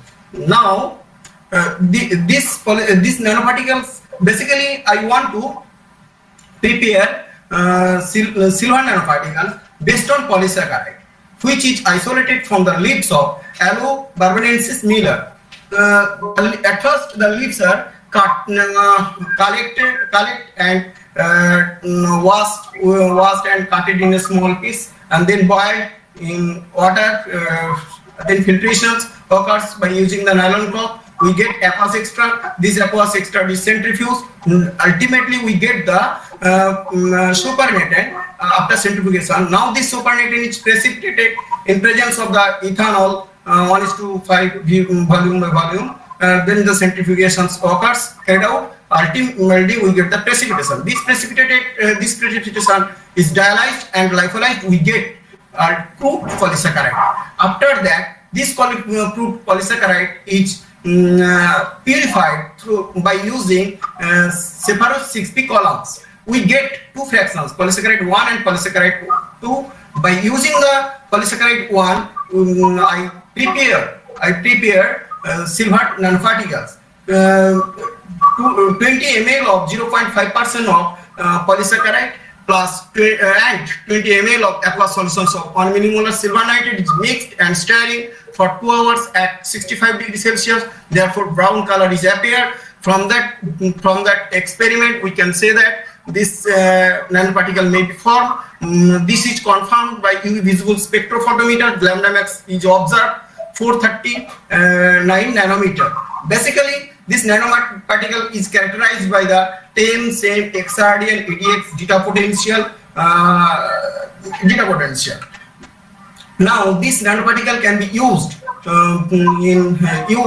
for the treatment of Salmonella typhimurium. Salmonella typhimurium. This Salmonella typhimurium shows can kill at 100 microgram per ml, 100 microgram per ml and 500. These nanoparticles are highly active against Salmonella typhimurium. Different concentrations of the silver nanoparticles such as 100 microgram per ml and 500 microgram per ml to 50 microgram per ml are made, which is denoted as HML respectively. And one disc is prepared by using the standard nanoparticles. Now 100 microgram per ml concentration shows the it can kill 100 microgram per 1000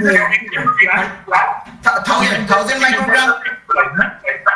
Yes, 1000 microgram per ml concentrated silver nanoparticle so maximum inhibition zone, but 250 microgram ml shows minimum. Standard nanoparticle does not show the inhibition zone. From that point of view, we can say that these nanoparticles is highly active against Salmonella typhimurium.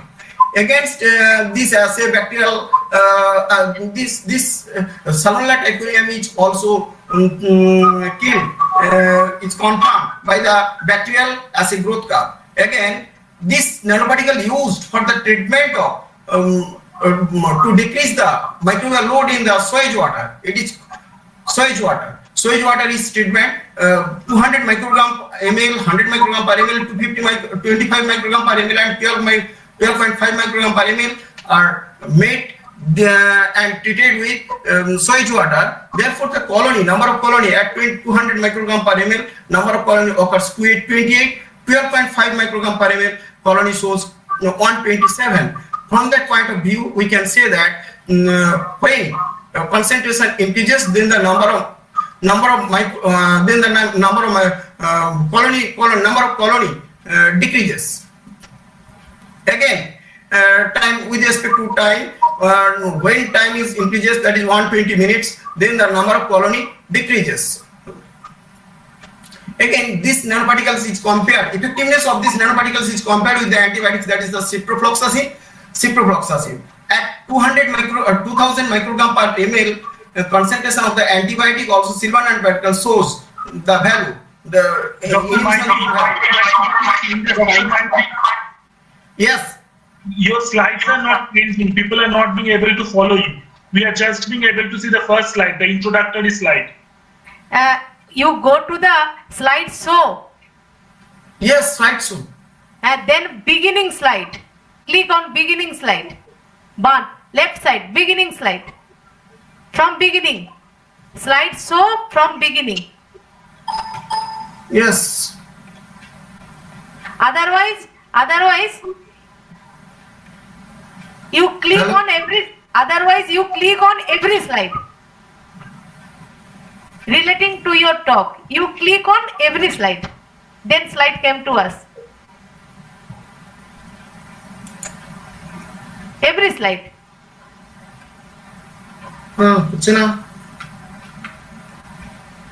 Visible? First slide. You click on. Only able to see the first slide.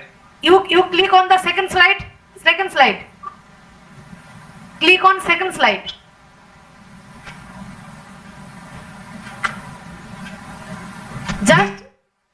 Just click your mouse on the second slide. Click your mouse on the second slide, please. Then it will come. Most probably connection is tough. Maybe. Hello. Yes. Hello, Gajan. Hello, Dr. Maiti. Hello. Hello. I think the connection is broken. Yes.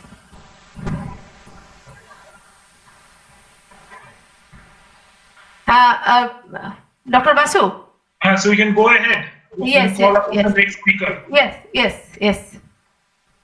Okay. So our next speaker is Tomogni Manna from Bardhaman University. Dr. Manna. Tomogni Manna. Are you present? Tomogini Dr. Manna? Manna?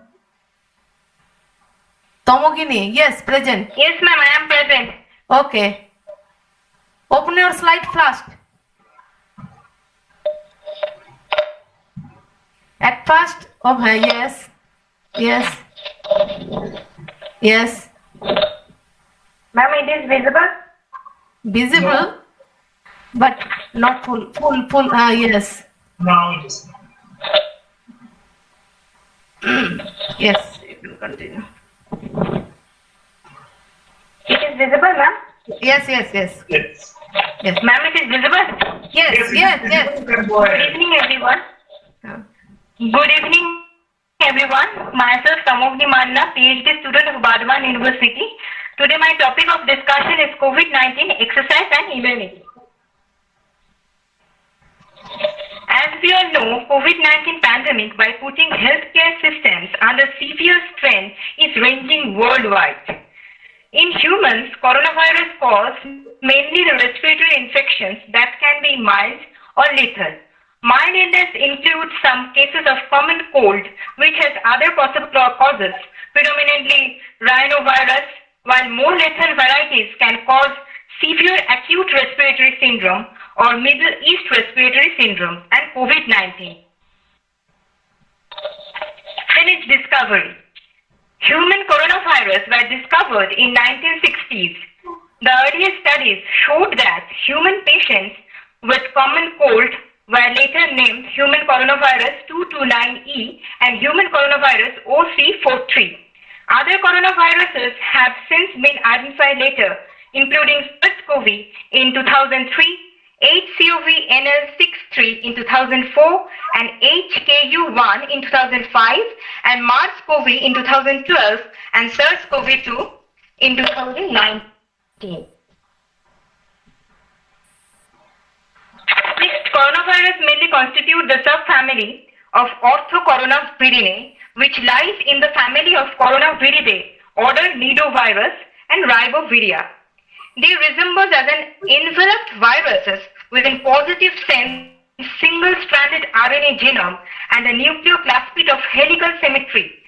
And they have characteristic club-shaped spike that protrudes from their surface, which in electron micrographs create an image of the solar corona from which they got their name.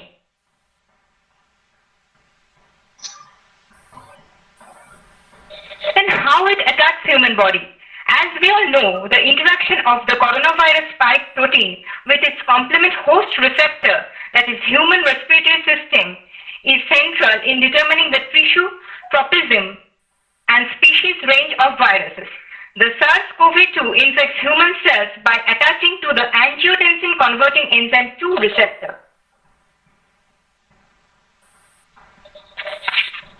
Then how coronavirus spreads? Coronaviruses are mainly zoonotic in nature, meaning they are transmitted between animals and people and also from human to human transmission like coughing, sneezing, close personal contact such as touching or shaking hands and touching an object or surface with the virus on it, and then touching our mouth, nose or eyes before washing our hands properly.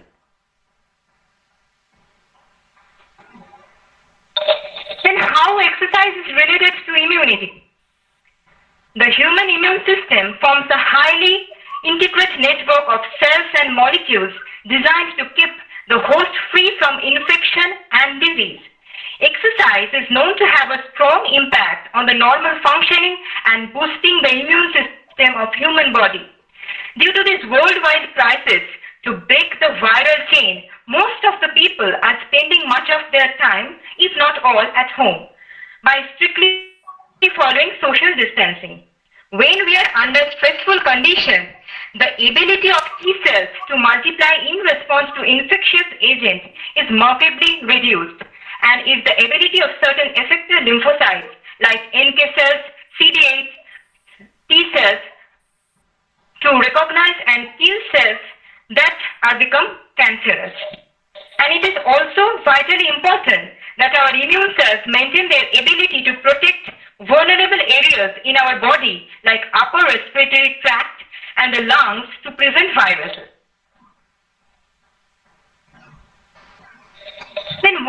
should we do? We should remain active.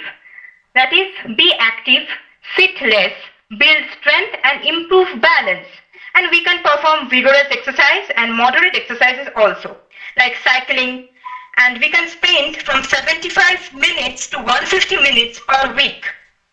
And we can remain active to keep away from these viruses.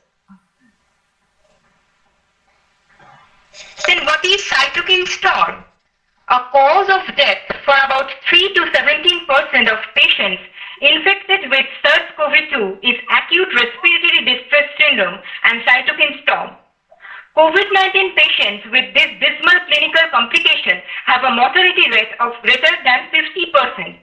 Cytokine storm is an uncontrolled overproduction of soluble markers of inflammation, which in turn forms an inflammatory response which leads to acute respiratory syndrome. Specifically, ARDS can occur when viral infection of the cells in the lungs activates the immune system by attracting white blood cells to travel through the bloodstream to the lung tissue to fight off the viral infection. Then how can exercise help in boosting our immunity?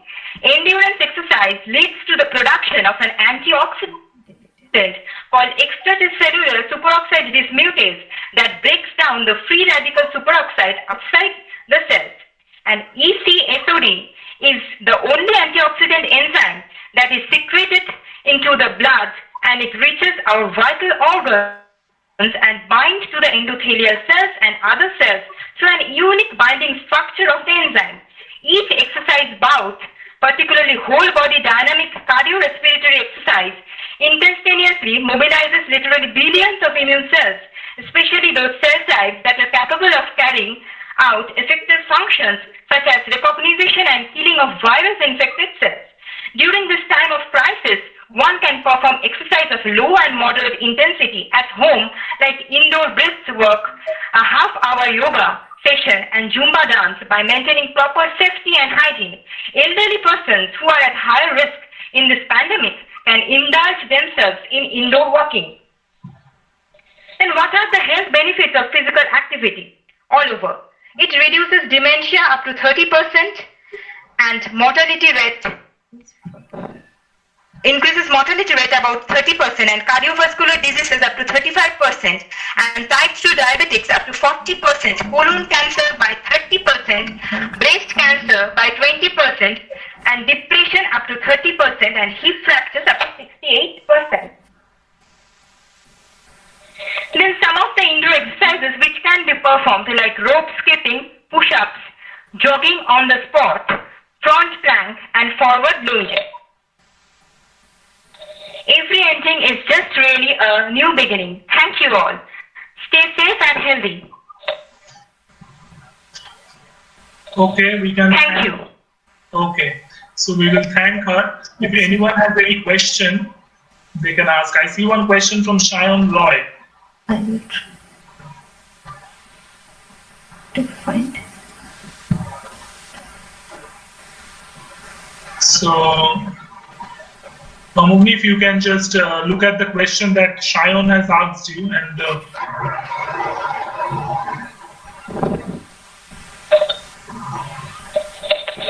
Actually, we can perform Zumba dance by getting training from any organized authority and so that we keep our depressions and stressful conditions away.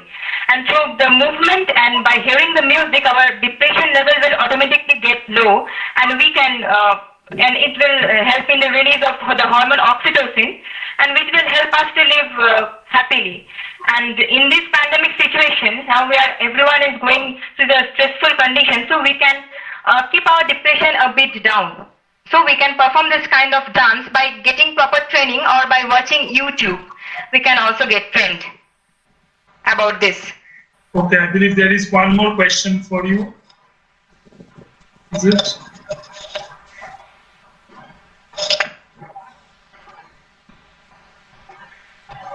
Are there any more questions? Can you give some ECSOD, like action of ECSOD's cartoon or how exactly it works? Because from the text it's not understandable or decipherable. Like any cartoon that you can show.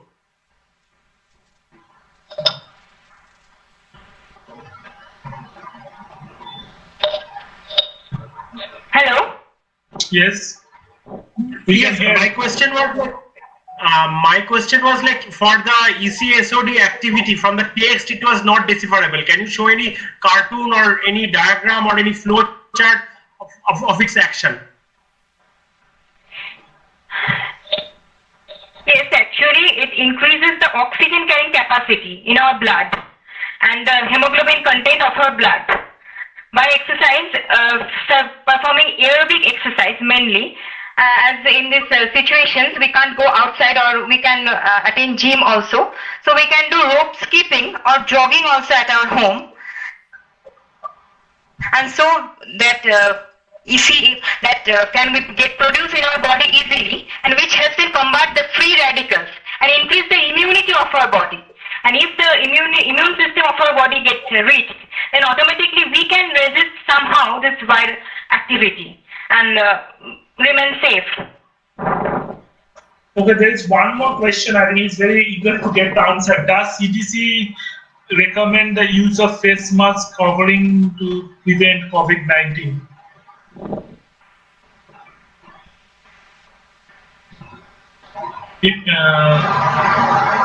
Tomogni, if you can just answer that question. Yes, surely it has functions, and we always have to wear masks when we go out of our house, but we can't do exercise by wearing it. Yes, so we can't wear mask while exercising. So I believe that will be harmful for our lungs. Okay, so I believe she has answered all our questions. But we have to. Okay, do you want to add anything more? Thank you all for giving me this platform to present my piece of work. Okay, so we will thank Tomogni for her talk and nice presentation, and we will move ahead. Dr. Maiti, is anyone there left in the list? I'm calling. I don't see anyone in my list. So 1 minute, Dr. Basu. The list that you provided me, I don't believe there is any. Bubun Banerjee. Bubun Banerjee. He has three research scholar. Please call the scholar of Bubun Banerjee. Hello, Dr. Basu. Seosi Jana, Department of Chemistry, PK College, Contai. Student, Seosi Jana. Seoshi Jana. Yes. So, from PKC College, Department of Chemistry, PKC College, Seoshi Jana, we invite her to present her work. Seoshi, you can just go ahead. Yes, I am present here, sir. Okay, so you can just go ahead with your talk. He is the 4th sem student of Department of Chemistry. He is the 4th sem. Student, PK College, Contai.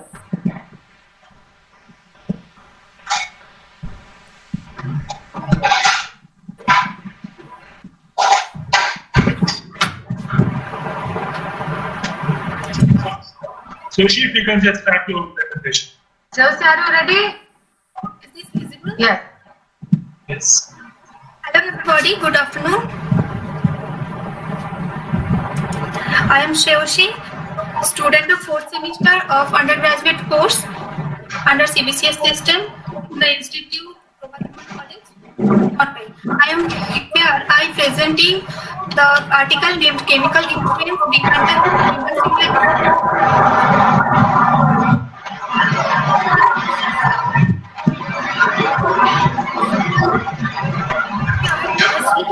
We remember the words sustainable development is the masterful balance of meeting our generations ability to Now come to the point, what is chemistry? Branch of science concerned with substances of matter. Seoshi, you are not audible. We can't hear you.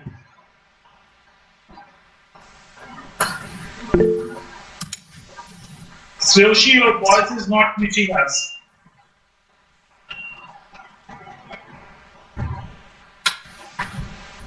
Dr. Maiti? Yes, speaker Chelsea. I think there is some problem with the audio. Again, try Chelsea.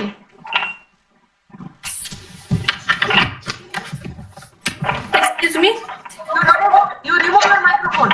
Remove your microphone and speak freely.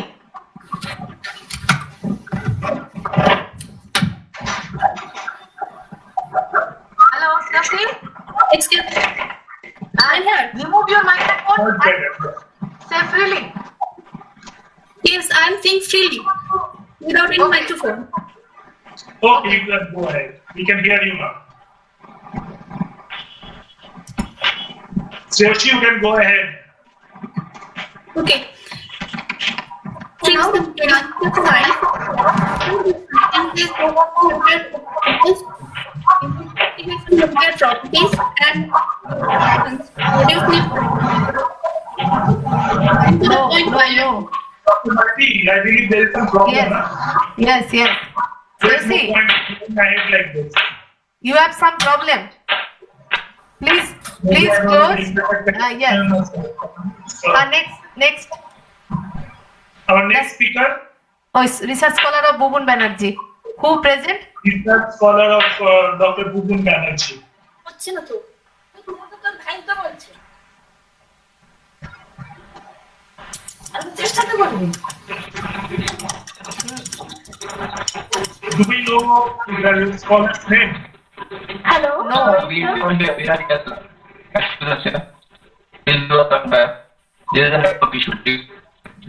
There is something problem in microphone. Hello? Yes. Dr. Maiti, Dr. Bubun Banerjee scholar, do we know his name or her name? No. I don't know the name. Dr. Bubun Banerjee, are you present here?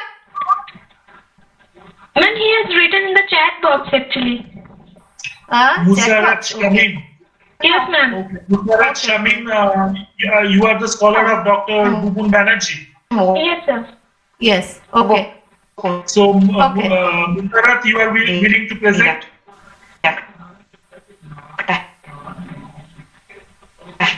Musrat? If Musarat wants to present, he can go ahead. Yes. Musarat, are you willing to present now? Yes, what do you mean, sir? Yes, you are willing to present now? পরে মরে গেলে ভালো হতো তার আমরা Tom Ogni, you need to mute your microphone. It's echoes and other sounds are coming.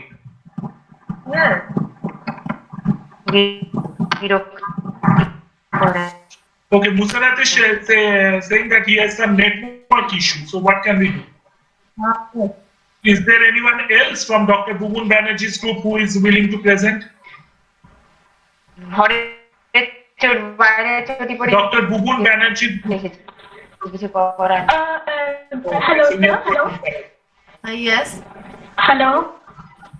Yes. Who is Ma'am, I'm scholar of Dr. Bubun Banerjee. So can I present?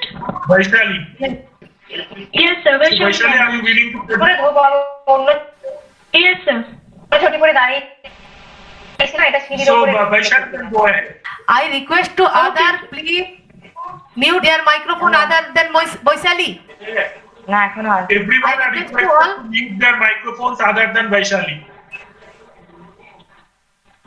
Okay, sir. Can I start presenting? Yeah, you can go ahead. Vaishali, you can go ahead.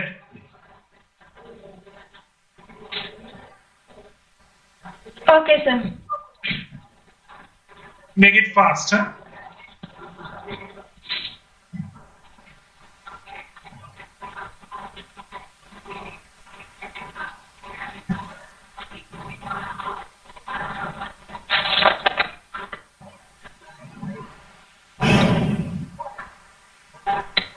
Hello.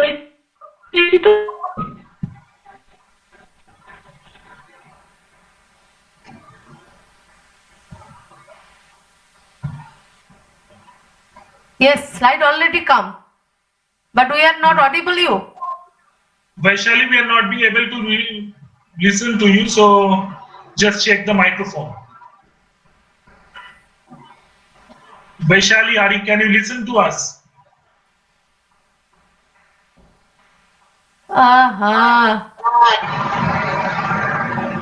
A lot of problem in sound. So we are not able to listen to Vaishali, so I don't think we can go ahead with this presentation. Yes. Someone was telling me that I am ready. I believe it is Sreyoshi Jana. Yes. Please Can I call get sir. But Boisali have to close the presentation. Otherwise, we can't get to Sreyoshi. Vaishali, so we are not being able to listen to you, so you can close your. Yes. Now Sreyoshi can go ahead. Sreyoshi, you wanted to present, so now is your opportunity.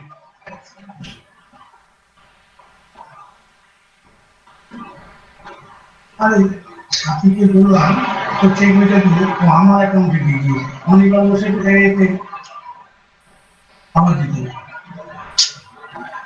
जाओ ठीक है सब ये उन्हें की करो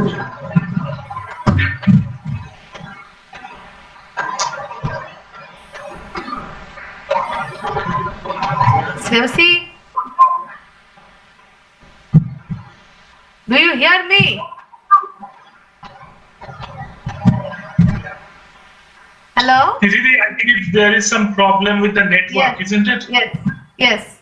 So we don't have a speaker at the moment. What can we do? Is there anyone willing to present?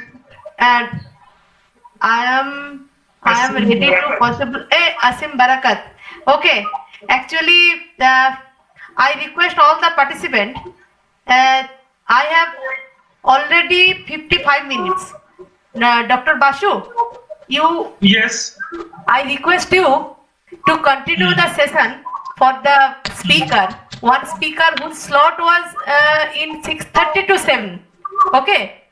He was ready to speak in that time, as that time is more. So I request you to allow Asim Barakat sir from Saudi Arab to allow to present the. So we can welcome our international speaker, isn't it? Yes. So if Madam, I'm Dr. Akash Kedia. You just forward my name. Yes. Sorry, Dr. Asim Barakat. You have to wait for 5 to 6 minutes. I have one speaker, that is Akash. Sorry, Dr. Kedia. Okay. Dr. Akash Kedia, please tell your name of the college. Government General Degree College, Mangalkot. Okay. You can present. Okay. Sorry. Thank you. Dr. Kedia will be our next speaker. Okay. Yeah.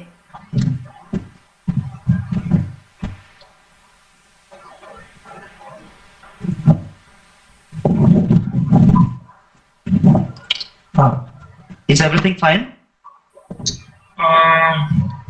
Yes.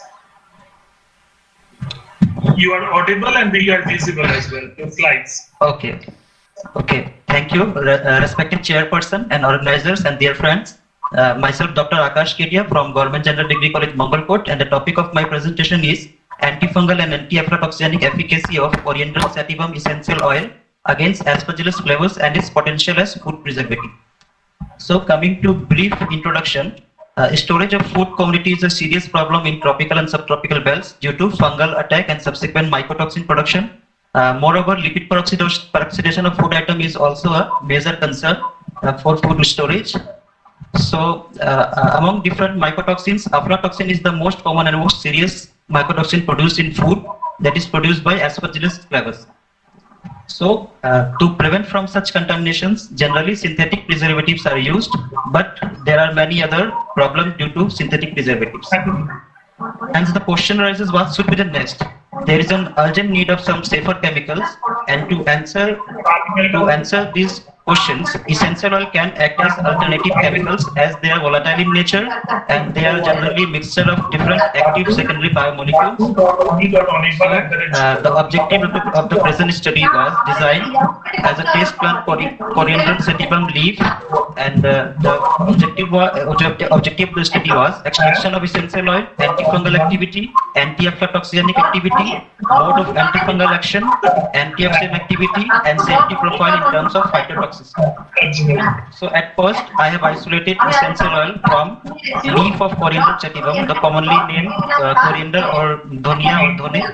So I have extracted the oil from leaf through hydrodistillation method and found it efficacious against the most common fungus, Aspergillus flavus, and it caused 100% growth inhibition at 2.5 microliter per ml concentration. Further, at this concentration, the oil also caused 100% growth inhibition of 19 other common food storage fungi. Further, the oil also caused aflatoxin B1 synthesis inhibition at 2 microliter per ml concentration, as observed through thin layer chromatography. To check the mode of antifungal action, the ergosterol synthesis inhibition test and ions leakage test was performed. Ergosterol is specific to fungal kingdom and it is the common target molecule of antifungal drugs. So in this study, the oil caused dose-dependent decrease of ergosterol biosynthesis and it completely inhibited the growth of the synthesis of ergosterol. Further, the oil also caused increased leakages of calcium, potassium, and magnesium ions. And from this study, it has been proved that the target organelle for antifungal this drug is cell membrane, especially the ergosterol. The oil also showed potential antioxidant activity, and it showed IC50 value at 7.51 microliter per ml concentration, which is very lower than some commonly commercially available synthetic preservatives. The oil also showed 100% non-phytotoxicity and 100% seed germination during seed germination test. So in conclusion, the Corindrum sativum essential oil, in view of its antifungal, anti-aflatoxinic nature, periodical scavenging potential, and non-phytotoxicity, may be used as a preservative of food commodities against qualitative and qualitative losses by fungi, and thereby enhance their shelf-life. So thank you organizers, and thank you the audience for listening.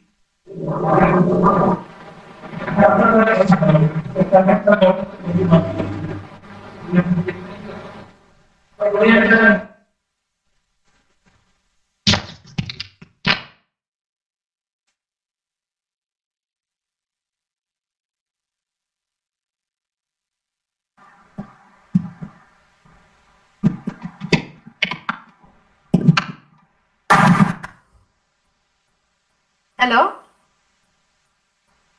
Hello? Dr. Bubun? Hello? Yes, ma'am. I am here, Mr. Musharat, Shamim, and Mr. Baishali, and Yes. will present in there for me. Okay, we are actually to call both of them, but we are not audible to all of them. Okay, we again try. Okay. Okay, ma'am. Okay. So kind of. Dr. Basu. Hello. Baishali, please unmute your mic. Ma'am, please. Okay. Yeah, ma'am. Okay. I actually called Dr. Session Chair. Dr. Basu. Dr. Basu has left. Yes, coming. Dr. Basu. Hello.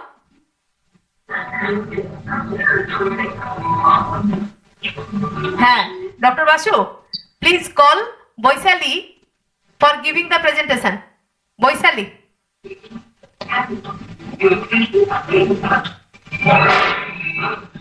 Hello. Hello, ma'am. Yes. Hello.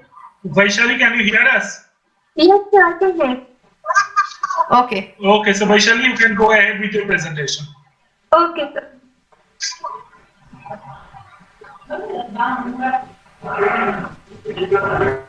Sir,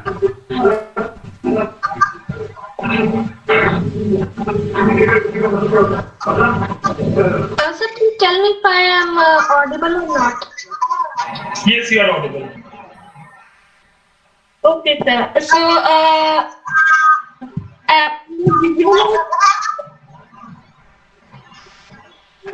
hello, is it visible? Yes, it is visible. Okay. So, I am Vaishali Bhardwaj. I am doing BSc from Indian West.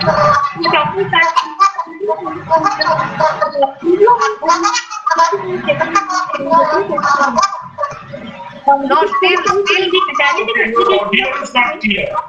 audio is not clear. Okay, ma'am, let me check.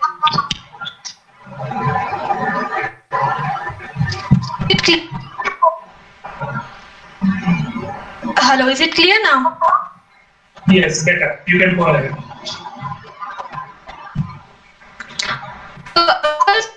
Saying that the topic, recent advances of derivatives as which is focused on the catalytic applications of saccharin and in organosynthesis. Like in present times, a great emphasis is given on the green credentials to avoid ever-increasing chemical wastes, and scientists are continuously trying to modify their protocols. Among other modifications, organocatalysis has been extensively exercised. Now, let us see how saccharin and derivatives of saccharin had been used in this direction of green chemistry. So, let's start this.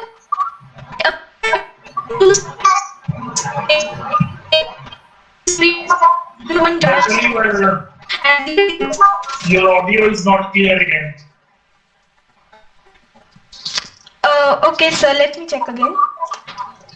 Basically, sorry to interrupt you. You please mute your laptop or please mute your laptop because that creates problem. It is equal.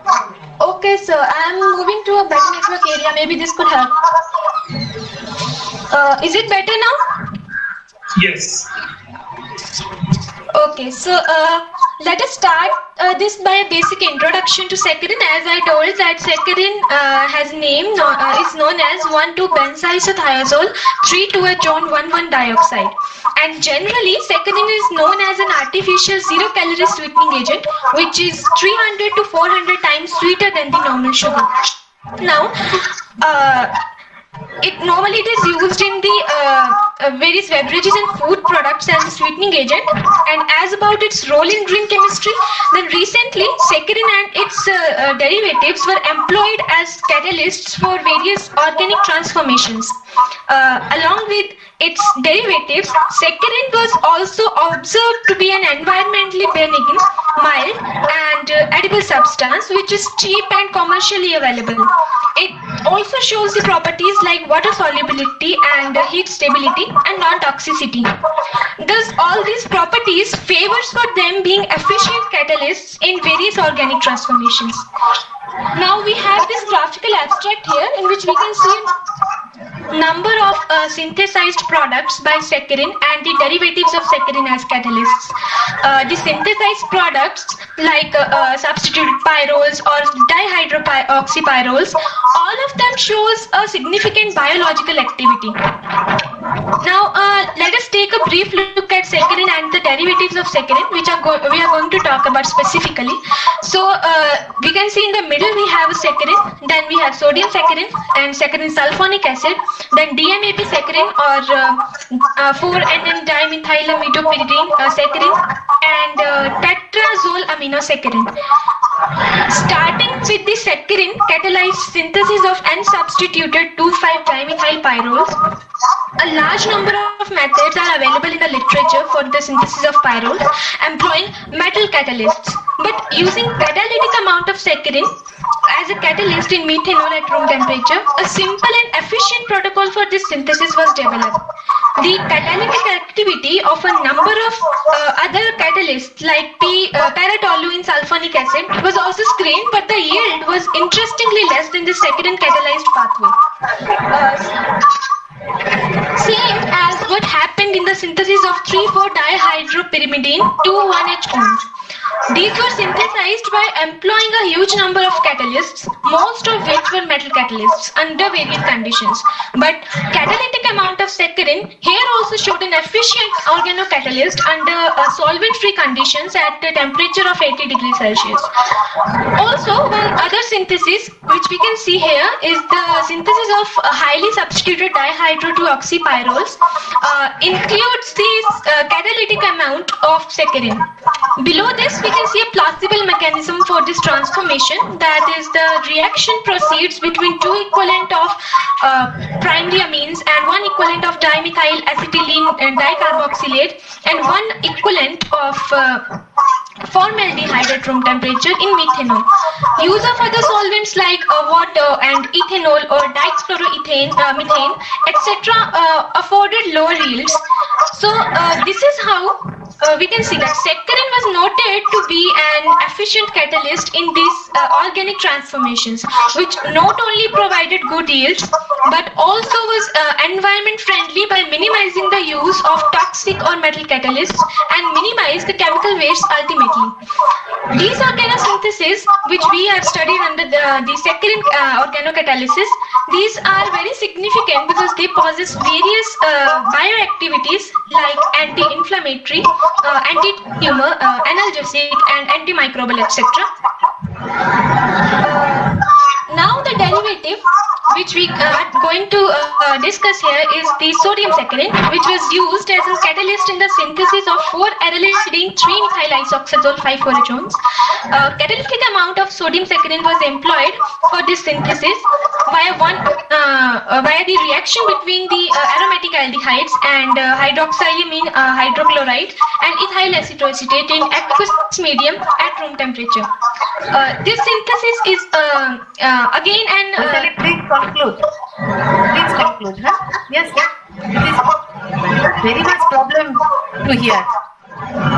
Okay, ma'am. Okay, I understand. Okay. So, via this review, we may conclude that how efficient and environment-friendly and non-toxic catalyst and artificial sweetener like saccharin along with its derivatives can be. All the organic synthesis in which saccharin and its derivatives were employed as a catalyst were done under greener conditions. All those synthesized products shows various bioactivities. And therefore, saccharin and its derivatives plays a significant role in this direction of green chemistry. Also, there is no review work available in literature related to catalytic efficiency of saccharin and its derivatives. So we believe that it will surely be helpful for those who are working on green catalysis. So at last, I would like to thank Department of Chemistry in this international university for providing me the necessary facilities for this project, and Vice Chancellor of Indus International University for his kind support and encouragement, and Dr. Bhuban Banerjee for his kind supervision and kind guidance throughout. Thus, I hereby rest myself. Thank you so much.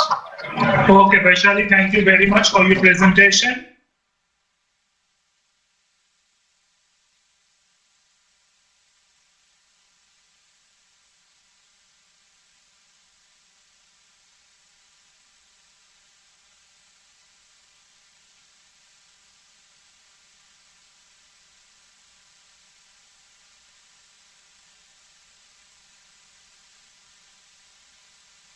I am present here, sir. Okay. Okay, you go ahead. Okay, you try.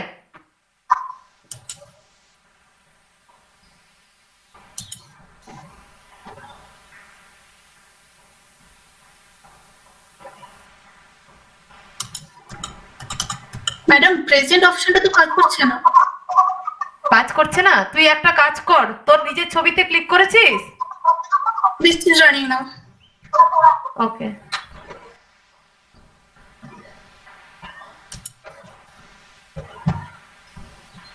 এসছে, কর।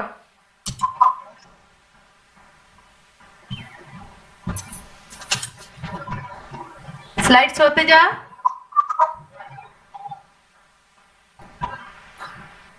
Slides হতে যা।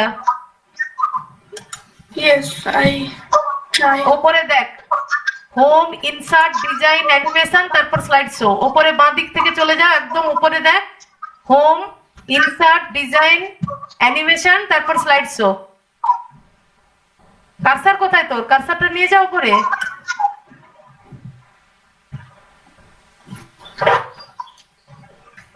শুনতে পাচ্ছ?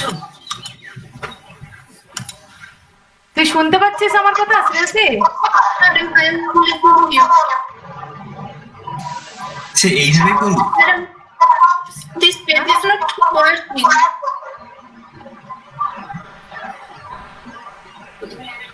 কি হচ্ছে না? না। ওকে, তাহলে ক্লোজ করে দে, ক্লোজ করে দে, ক্লোজ করে দে। ওটা কিছুটা প্রবলেম হয়ে গেছে।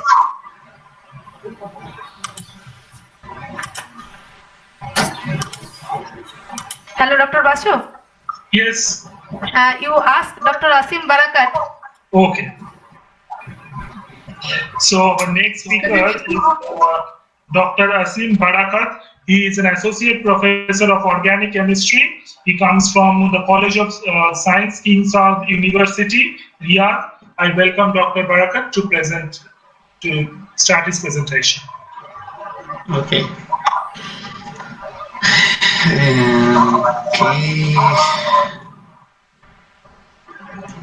Dr. Barakat, at first. Yes, you hear me? Yes. Yeah, you are audible and visible. Okay. You at first open your presentation on the desktop or laptop. At first Okay. open your presentation, then not minimize it. Come back to the meeting. Okay.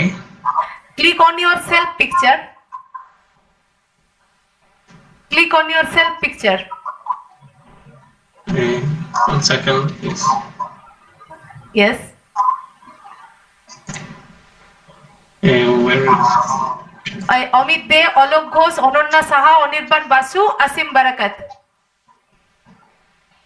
Asim Barakat, click on your self picture. People. Yes. Do you see yourself? No, I don't. I can't see myself. Yes. You look at the right side of the computer and people, option people, 57 people. Please look, people 57. You see people? Meeting details, people, chat.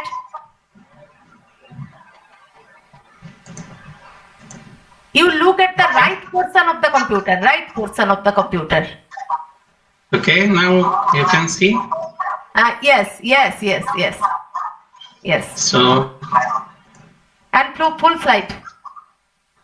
Slide show, full slide.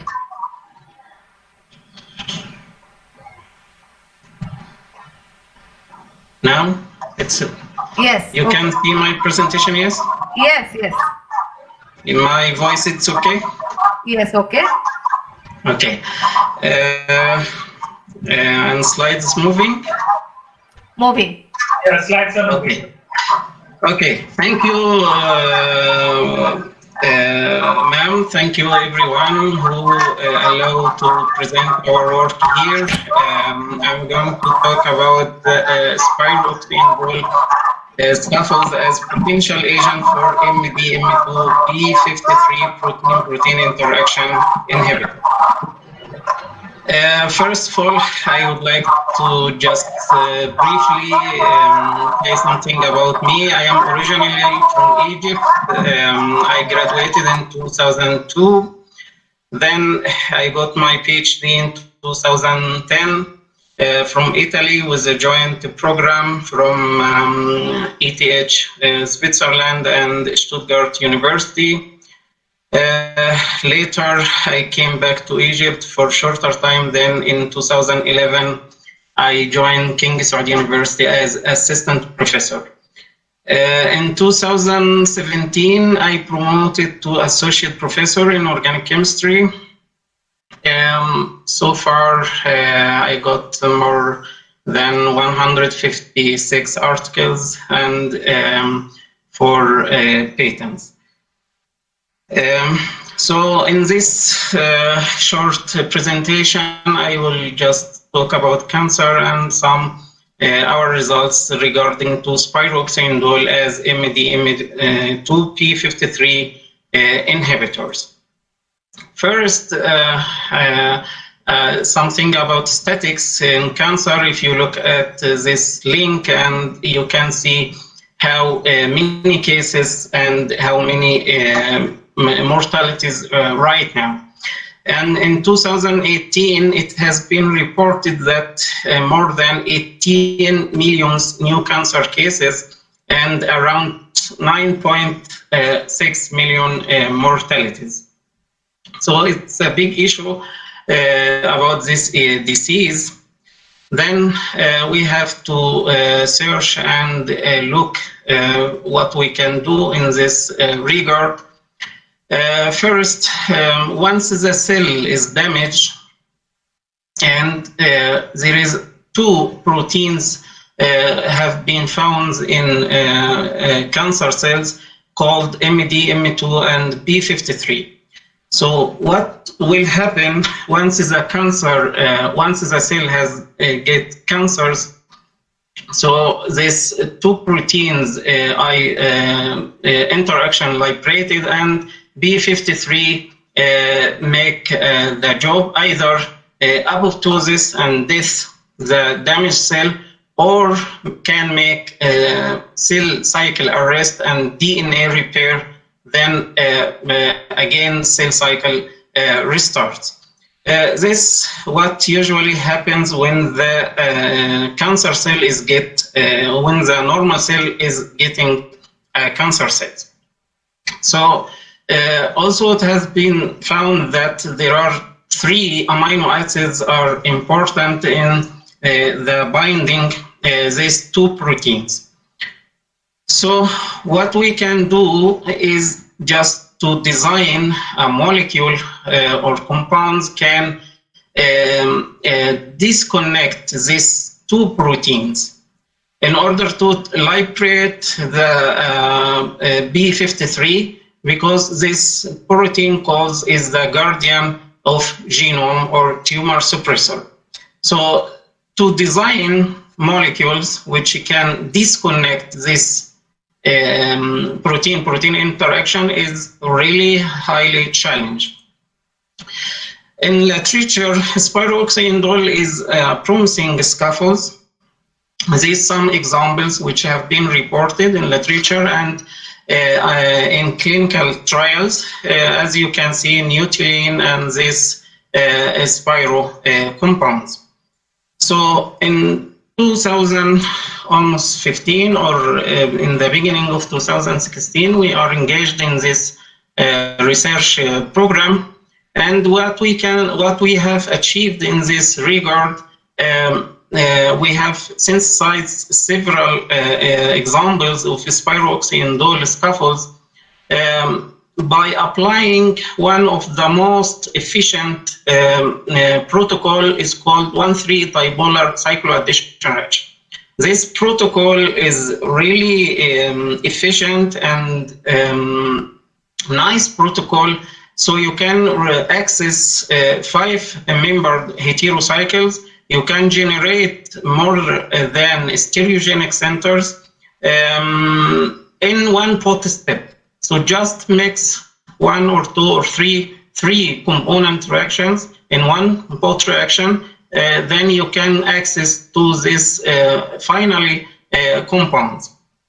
So we started to look at this scaffold, and it has not reported before. This compound, the starting material, can be easily synthesized from acetone and substituted aldehyde, so you can get this dienone mixed with thioproline and izatin in methanol for 1.5 to 2 hours. You can access to this scaffolds. As you can see here, there are 3 stereogenic centers. The final product confirmed by single crystal diffraction technique, as you can see here. Then this is the mechanism how this compounds form. The first step is a reaction of thioproline with azacetine, form this intermediate. This intermediate can lose carbon dioxide and generate azomethane halide. Azomethane halide can react either with dienone in two options or two passes, which mainly pass A can provide the radioselective product.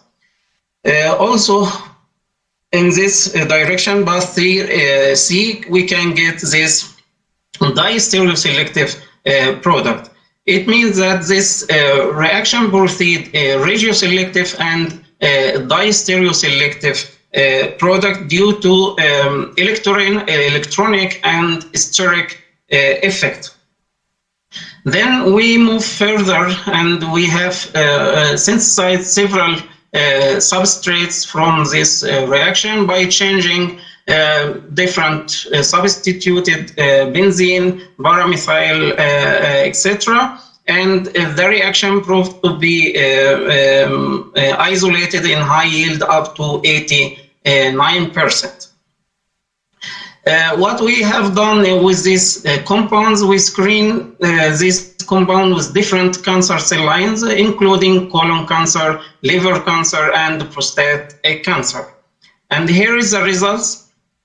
As you can see here in this table, compound 4D is the most active one between this series compared to cisplatines, which the IC50 around 0.8 microgram per ml.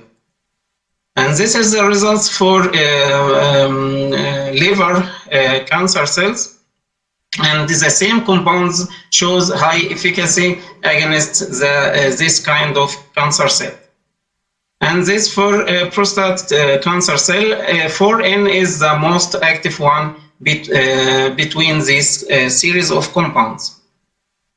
And here, as you can see here, the structure-activity relationship between the most active compounds, and here the existence of halogen substituted benzene shown the most active one. Nitro group decrease the activity compared to these three compounds. For liver cancer cells, this is the most active ones, and also halogen has a great significance on the activity. Also for prostate cancer cells, also halogen have a great influence on the activity, where CF3 group on the benzene ring in para position shows 1.1 micromolar activity. We move further for the most active compounds and for deep investigation to see the reaction mechanism, how this compound works. So the first assay we have done is a colony formation assay. And as you can see here in this picture, the left-hand side, this is the colony, and after using 2 micromolar of that compound, almost all cancer cells are dead. Then wound healing assay, also the left hand, this is the cell. Then B is addition of DIMSO, and C addition of 1 micromolar of this compound. And as you can see here, that compound inhibit the wound healing of this cancer cell to grow again. Then we went further for cell cycle arrest, and in this diagram, as you can see here, that compound can arrested the cells in G2M phase with 34.5% of the cell populations. Later on, we determine to prove that this compound can be liberate the B53 proteins. And as you can see here, this 1 micromolar and 2 micromolar of that compound can show significant increase of percent of P53 levels with 52.7% or 60% respectively. Then we move further and we determine the P21 gene, and from this figure, as you can see here, that this compound after 12 hours can show that the gene of P21 gene increased. Then also we have determined the BAX and BC1-2, and from this figure that you can see here that this compound can increase in BAX and also decrease the level of BC1-2. Also, we have determined caspase 983, and the results shown that this compound can activate these caspases, and we concluded that this compound can be works in extrinsic and intrinsic apoptic pathway. And this is the molecular docking of this compound, and it can show that there are hydrophobic interaction with the pockets. These results have been patent in USA patent, and later we publish in bioorganic chemistry. We move further with these compounds. We have done now in vivo studies. Then also we make a nano drug delivery system of these compounds, and we have got really promising results. Shows that this compound can be, I would say that it's promising, can be used as a drug for hepatocellular carcinoma. Later, I will show you some examples about these spiro compounds. We synthesize different set of library of these compounds.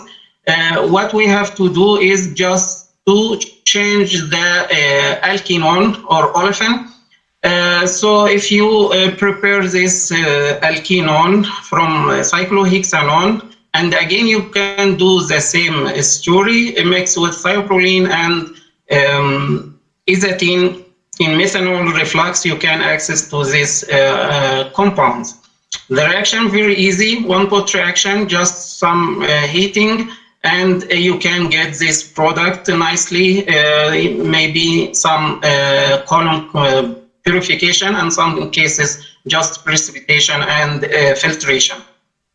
This series of compounds tested against 2 cancer cell lines, including MCF7 and leukemia. And the results, as you can see here in left-hand side, this compound VF shows good activity compared to 5-fluorouracil. These results have been published in bioorganic and medicinal chemistry. Again, we changed, instead of thioproline, we used L-proline. We did the same reaction and prepared series of this compound, as you can see here, product confirmed by X-ray single crystal structure, more than 2-3 compounds. So we are sure about the stereochemistry of these chiral centers. And also these compounds examine against 2 cancer cell lines and shows some potential activity compared to 5-fluorouracil.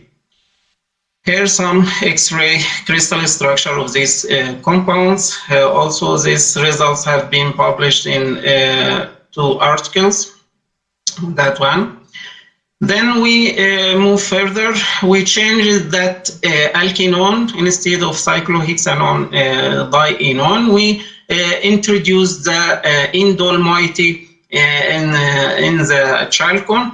Again, we play our games to change with thioproline, sarcosine. I mean, we can use different amino acids to generate this final compound. And these compounds also examine against cancer, and the results have been published in 2-3 journals. And from these results, we have obtained from the left-hand side in the bottom that compound with para-trifluoromethyl is the highest one between this series in case of using thioproline. But in case of L-proline, we have found that dichloro on the benzene ring is the most active one. Also, this last example I will show you regarding this topic.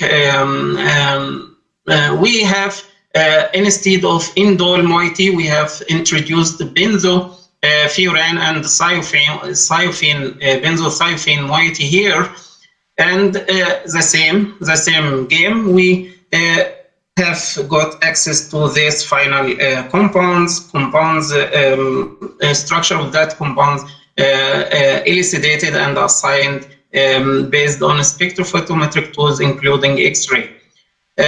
You know, there are a link between inflammation and cancer. So in these compounds, we are curious to know how this compound can be act as anti-inflammation or not. We have been examining these compounds against COX-1 and COX-2, and this is the results. And there are some of compounds between these compounds shows some really good activity, as you can see here in this graph. Here is the results, and these compounds, the best compounds between these series, and also these results have been published recently. Then with collaboration, one of the most pioneering in this area regarding to MDM2B53 protein interaction inhibitors, Professor Alexander Domling, we have submitted some of our compounds for him to test them against this target. And I will show you this recently got these results. This is the results of some very interesting compounds. As you can see here, some left-hand side benzofuran with trifluoromethyl. It shows 3.55 micromolar. This also some results with, if you can see here, if you introduce a para-amino group and thioproline, the reactivity decrease. We can conclude that in this slides, parafluoromethyl with this bulky group here can improve the activity. Again, some results regarding to benzothiophene moiety, and also the same here. If we compare that on left-hand side, that compound AB861 with 871, the bulk group here with pyrrolidine moiety improved the activity, and also 5-chloro on the indulo or isatine moiety and parachloro. So structure activity relationship very important. On the right-hand side, another series with methyl pyrrole moiety on the right-hand side down. We synthesize also we are trying to introduce different pharmacophores on this compound and to see how the reactivity is. And we obtained very interesting results with N-methyl pyrrole here with 0.612 micromolar. Here, in this really interesting results with N-methyl pyrrole, also some chloro derivatives give interesting results, fluoro and chloro, but meta-fluoro on the benzene ring, one on the top right, that one he didn't detect any binding of this compound with the proteins. Again, here some results. And this is the last slide I will show you here with that one with AB957. If you make that para amino group as a salt, we got really interesting and exciting results here, as you can see here with 0.05 micromolar for binding inhibition. These results we are working with, and this result not yet published. We are trying to compile this data and we will publish soon. Finally, I would like to conclude that recently, since we engaged in this research program, we have successfully developed a promising candidate which can be act as MD-M2 P53 protein interaction inhibitors. This results needs more investigation, more assays to reach the optimum results, and we hope this pandemic pass and we start again to work. Finally, I would like to thank King Saud University. This is the campus. I'm talking now from here. And finally, I would like to thank all the research group members, from PhD students or master students. I would like to thank all collaborators who done the either biological activities or docking or X-ray crystallographer or even some computational chemistry. I would like to thank King Saud University, King Abdulaziz City for funding this work. Here's some pictures, not all, but this some of our collaborators and our research group. And finally, thank you for your attention, and if you have any questions, welcome to ask it.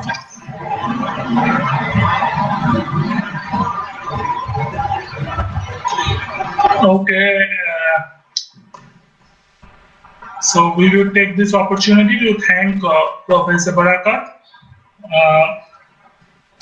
If anyone has any question, they can come forward.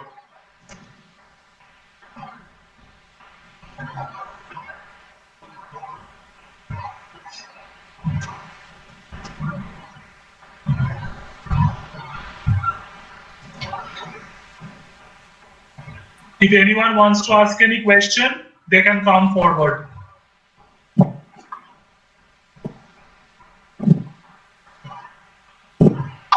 If no one has got any question, then we can thank our speaker, Dr. Asim Barakat from King Saud University, Saudi Arabia, for his talk. And with that, I think we will conclude the session. Yes. Dr. Maiti? Yes. Thank you. Do we have any more speaker? No. No. So we can conclude the session with thanks to Dr. Barakat. Yes. Thanks to Dr. Barakat and also Dr. Basu, the session, the chair, and also the speaker. Thank you. Thank you. Thank you. Okay. I request all that we will conclude the session. I request all the speakers all the participants to wait for Professor Sharmila Banerjee. Hello, sir.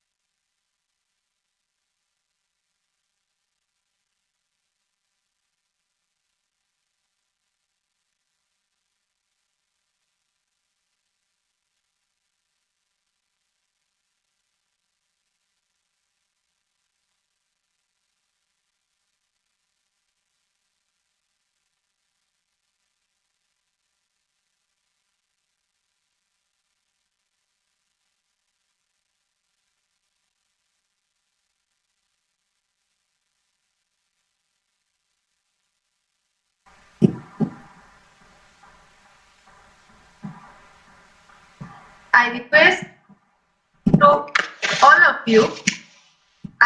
to all of you, please wait 5 minutes because we are going a lot of session, but after 35 to 40 minutes, we have got a rest for 50 minutes and last lecture will be the popular lecture. For undergraduate student, MSc student and coming research scholar by Shankar Prasad Roth. And please attend the lecture. And in this session, the last lecture from Professor Sharmila Banerjee from BAR. And a different type of lecture has already been delivered in this platform, but Professor Banerjee may be going to present a different or new thing in front of us. So please